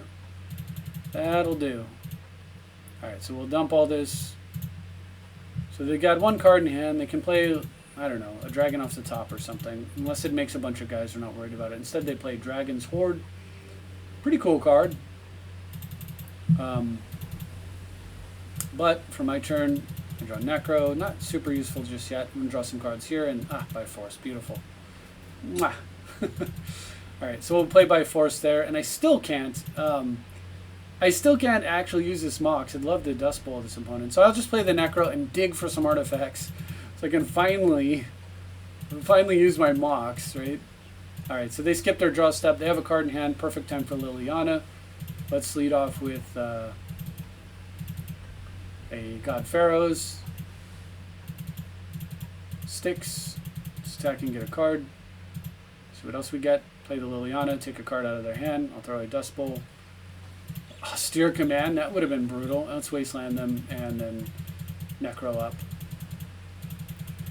Alright, so this game's basically over. I mean, they have 3 mana in play, so now we're going to switch to the Dust Bowl plan and the Strip Mine plan, and yeah. And, you know, funny game, but I used Rog, my 0 mana commander, went all the way this game. Never even needed the 5 mana commander at all. Pretty good sign. Just, you know, the deck is constructed pretty well, and, you know, you can literally win a game with just a 0 drop. A deterministic 0 drop is enough to do this to a game. Alright, so I finally played the commander, but, you know, whatever. Just trying to perfect my opponent, you know. Alright, we'll just finish it off here. I get the priest down, I get some other stuff down. And finally my opponent's scoops, they're dead, but obviously the only thing they can top deck here that they could even play would have been a mana crypt or something along those lines because of the statue. So, yeah. And we move on to Jack Ben Emby. Jack Ben Emby. And Jack Ben Emby is running a Sky Conrad the Grim deck. And I have, yeah, and even more Grim. And they have to mulligan too. This is just bad news for my opponent. We'll go ahead and just run out the the old turn 1 commander. Make sure we're floating colorless in case we find something off of our draw 3 here. I did, but I was a mana short, so the talisman doesn't come down yet. Opponent leads off with pretty much nothing. I draw Curse. This is lovely because I can now play Talisman, play the Curse, make some guys, and I'm all set up to start producing extra mana. Juicy, extra mana. I get the Soul Ring down. We'll go ahead and play the sword. We'll equip the sword, swing in, get my Curse token, draw an extra card, draw even more cards, pass for the turn. Opponent plays Pawn of Ulamog. I mean, we're just running through this game now at this point. To ready that thing, kill the token with K commands, take the card out of their hand, attack, find another card, get more Curse mana. Opponent plays a Edict for both player. We each sacrifice a creature or a planeswalker. I choose creature, of course. So I'm not producing any gold this turn. We'll go ahead and make a defender, eat that card, find some more cards. This is all just to set up for the giant death cloud. I'll blow a big old cloud there. And yeah, somehow from this board position, I'm going to try to find a way to win. Opponent sticks around for some reason, not quite sure why. But don't mind. I think he just wanted to see the build in action and what it can do, so I do my best to demonstrate that. And we just kind of run through. I'm going at hyper speed here because you know, we know the game's won, but it's just a matter of can we perfect the opponent. I mean, the goal here, once you've got the win, is to perfect the opponent. A perfect is when every card that they see for the entire game has made its way into their graveyard or is exiled. Alright, 0 cards in hand, 0 in play. Boom, boom, boom. And, yep, there it is. Opponent was at 7. We use Priest to get 2 black and drop him to 5. Use the 2 black plus the last 2 mana, which was red, that's in play, to finish him off by nuking him down. And he said, hey, this is cool, and he wants to check out the video. So I'm excited. Hopefully you have a new subscriber. Hopefully you enjoyed that. Seeing it from the other side there, Jack Ben Emby. Benemby, you can tell me how to pronounce your name too, which would help. Yeah, so this is the deck in action, obviously. You got the full brunt of it that game. Alright, Grom Hellscream is my next opponent. And it's cool because it's a control deck that doesn't play blue. Everyone seemed to cry about counter spells so much as though only blue could play control. Well, welcome to a different version of control.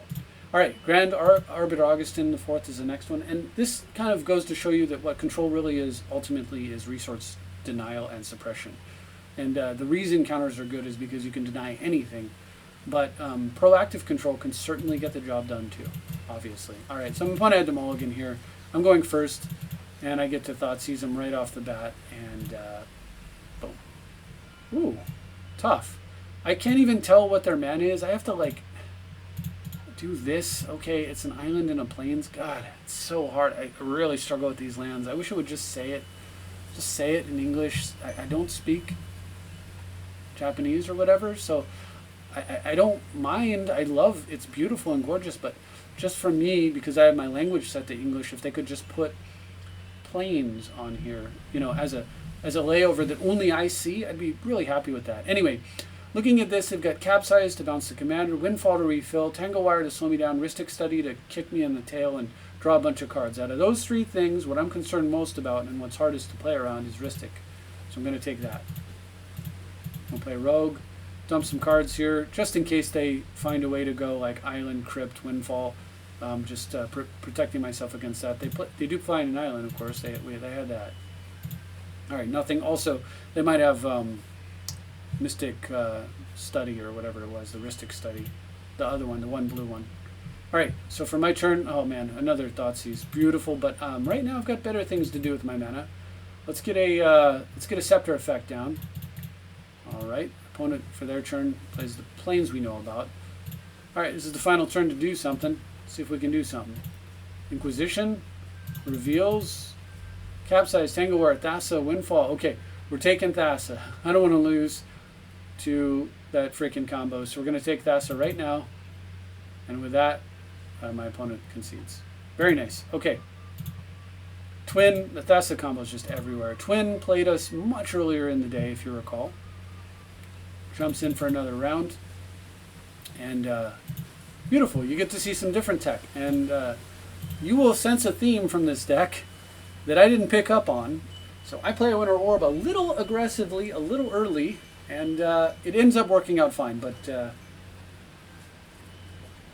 well, you'll see how it goes. All right, so I am going second, I believe. Yeah, so my opponent leads off with turn 1 Utopia Sprawl.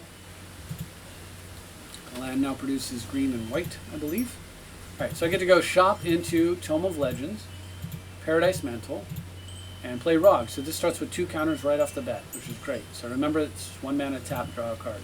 So now you get to see the Tome in action, which is pretty cool. And I've got the Paradise Mantle. I can swat a, like if they have artifact removal, and if it's artifact or enchantment removal, I can swat it back to the Utopia. Also, I can swat like a strip mine back. So feeling pretty good here.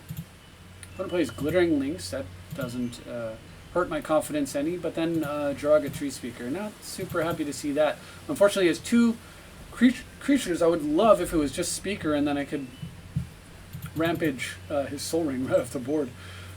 Excuse me. Anyway, hiccups. All right, so I draw a land for the turn, which is great, or I draw him to Torok, which is not great. But I get to play a land for the turn, and then I can, you know, equip the Mantle here.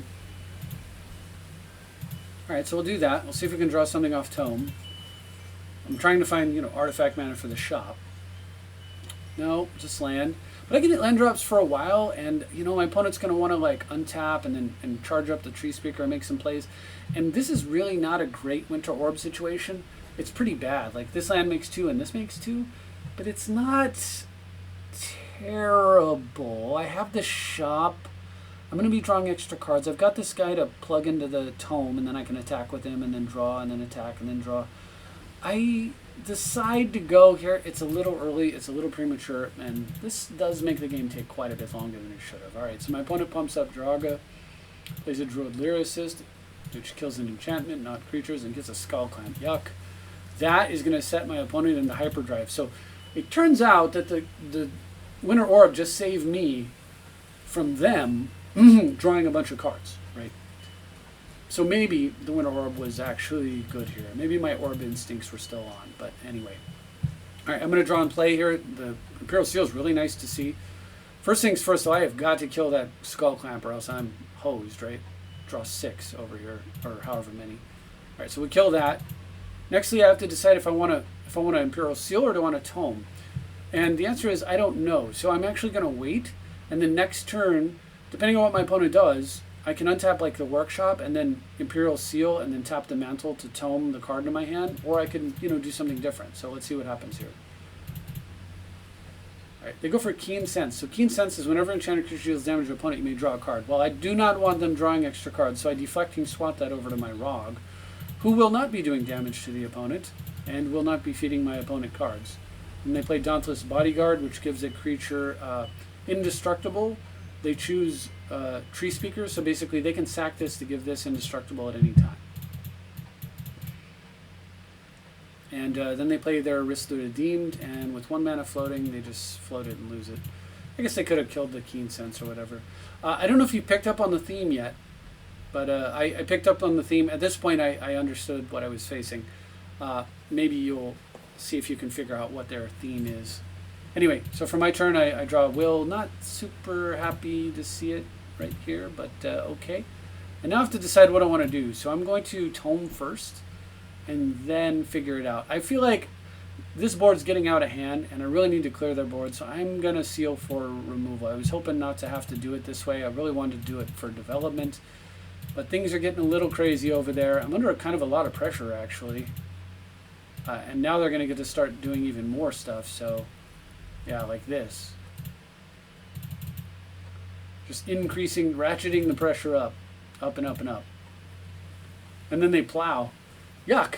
I really wanted that mana this turn, or to at least attack and get, you know, another counter on my tome before the card that I tutored for comes into play, which is, of course, this card. But it works out for me, I guess, if you're going to plow before I deluge. It could be worse, right? So X is 2, and then whoosh. No indestructible to save you from that thing. Alright, so my opponent has 2 mana for the turn, and then plays 2 more spells. Wow, okay, well, they're right back into pressuring me again. Alright, Arcane Signet's cool because, you know, I can play it next turn, but for now I can't do anything. So I'm just going to have to take a bit of a beating. I'm going to play Speaker of the Heavens, Vigilance, Lifelink, makes 4/4s if they have more life than their life total by 7. Could be a problem later. Hopefully they don't get like Sarah on me. Alright, Graven Cairns is nice to see. We'll get the Signet down, the Cairns. I'm going to go ahead and play the Commander again. That'll charge the tome, and also the Mantle will then become a mana source that works under Winter Orb. So for now I'm done, though. I'm not going to move this over and potentially have them like Path to Exile or something like that. We'll do that later. Besides, killing one of my lands in order to get mana next turn makes no sense when I can use an artifact mana next turn and not tap one of my lands under the Orb. For my opponent's turn, they level up the Student of Warfare. Level up the Student of Warfare. Play a Plains. And now the Student has hit me, the Sow is hitting me for 3, plus this thing hits me for 1. And this thing hits me for 1. Yuck. I'm getting beat down hard. Have you picked up on the theme yet? Well, we'll see. We'll see. All right, so I draw for the card. I draw for the turn, rather. Move my Paradise Mantle onto Rog, so now I can decide if I want to tome or not. And I think I do, so I'll go ahead and tome. Well, ouch, I got to take 3 more damage to put that into play. I can't Brutality the 3/3, but I could take out either one of these, and I'm deciding if I want to do that or not. And I decide not to. I'm going to be patient. Because I'm thinking I might have to will the Deluge back. Don't want to, but I might have to. Alright, here comes 4 points of beatdown, and I'm at 12 now. This is really starting to hurt. I'm going to untap, and Marsh Flats. Okay, more life loss. Let's tap some mana here, and I'm going to realize, you know, I don't actually have to will. Let's charge up the tome again. I can Tevesh Szat and just kind of like chump block until they get to where this thing becomes a giant creature producing machine. I'm mostly okay. Opponent has no cards in hand. I think I'll be alright. I think this is okay. So that's what I do.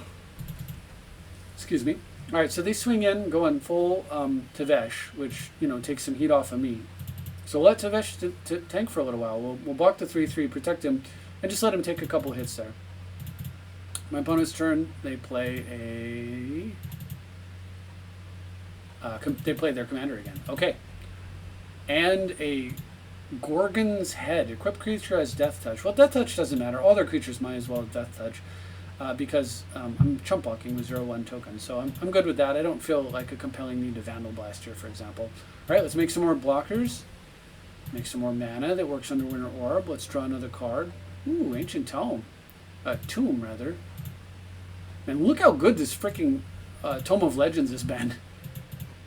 Alright, I really want to actually move the Paradise Mantle so I can start attacking with Rog and putting counters on this, but I'm concerned. If my opponent gets a little further ahead on life, this thing could go live. So now that I have kind of an opportunity here, I've got a bit of a stall.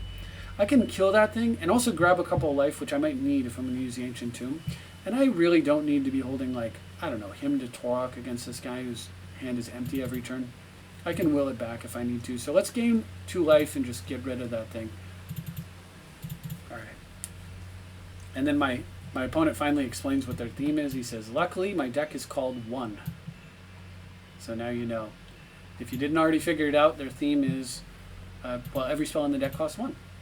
Alright, so they swing in, and, you know, I chump chump. And my opponent uses their mana to produce a servo. They could have made a, well, they needed 5 for a giant thing, so they make a 1/1 servo. So, okay. But that's more pressure, potentially. Alright. And my opponent's like super happy. He's like, luckily my deck's called 1, or that Winter Orb would have been a problem. And, but, if you notice, it says it's not a problem, but this isn't equipped. This isn't tapping for 5 and making giant constructs. This thing isn't making a ton of, you know, doubling all of his creatures. This isn't 7+ with double strike, right? So the Winter Orb actually, as it turns out, was quite good. All right, I finally have a window. I'll swing with Rog. Opponent tries to block, and I have to remind him about Menace like I do everybody. That's okay. Don't mind. I want to get that Paradise Mantle off. So first we're going to draw a card off the tome, then we're going to move the mantle. Thank you, 2 life from the Ancient Tomb, from the Brutality. We'll make some more chumps. Go ahead and get a swamp. And then tap. I have to take a little more damage here, as it turns out, but it's worth it. We'll get the ready down, and I think the tome's done its job, or the mantle, or, you know, whatever. Let's kill another thing here and really just kind of finish this game off.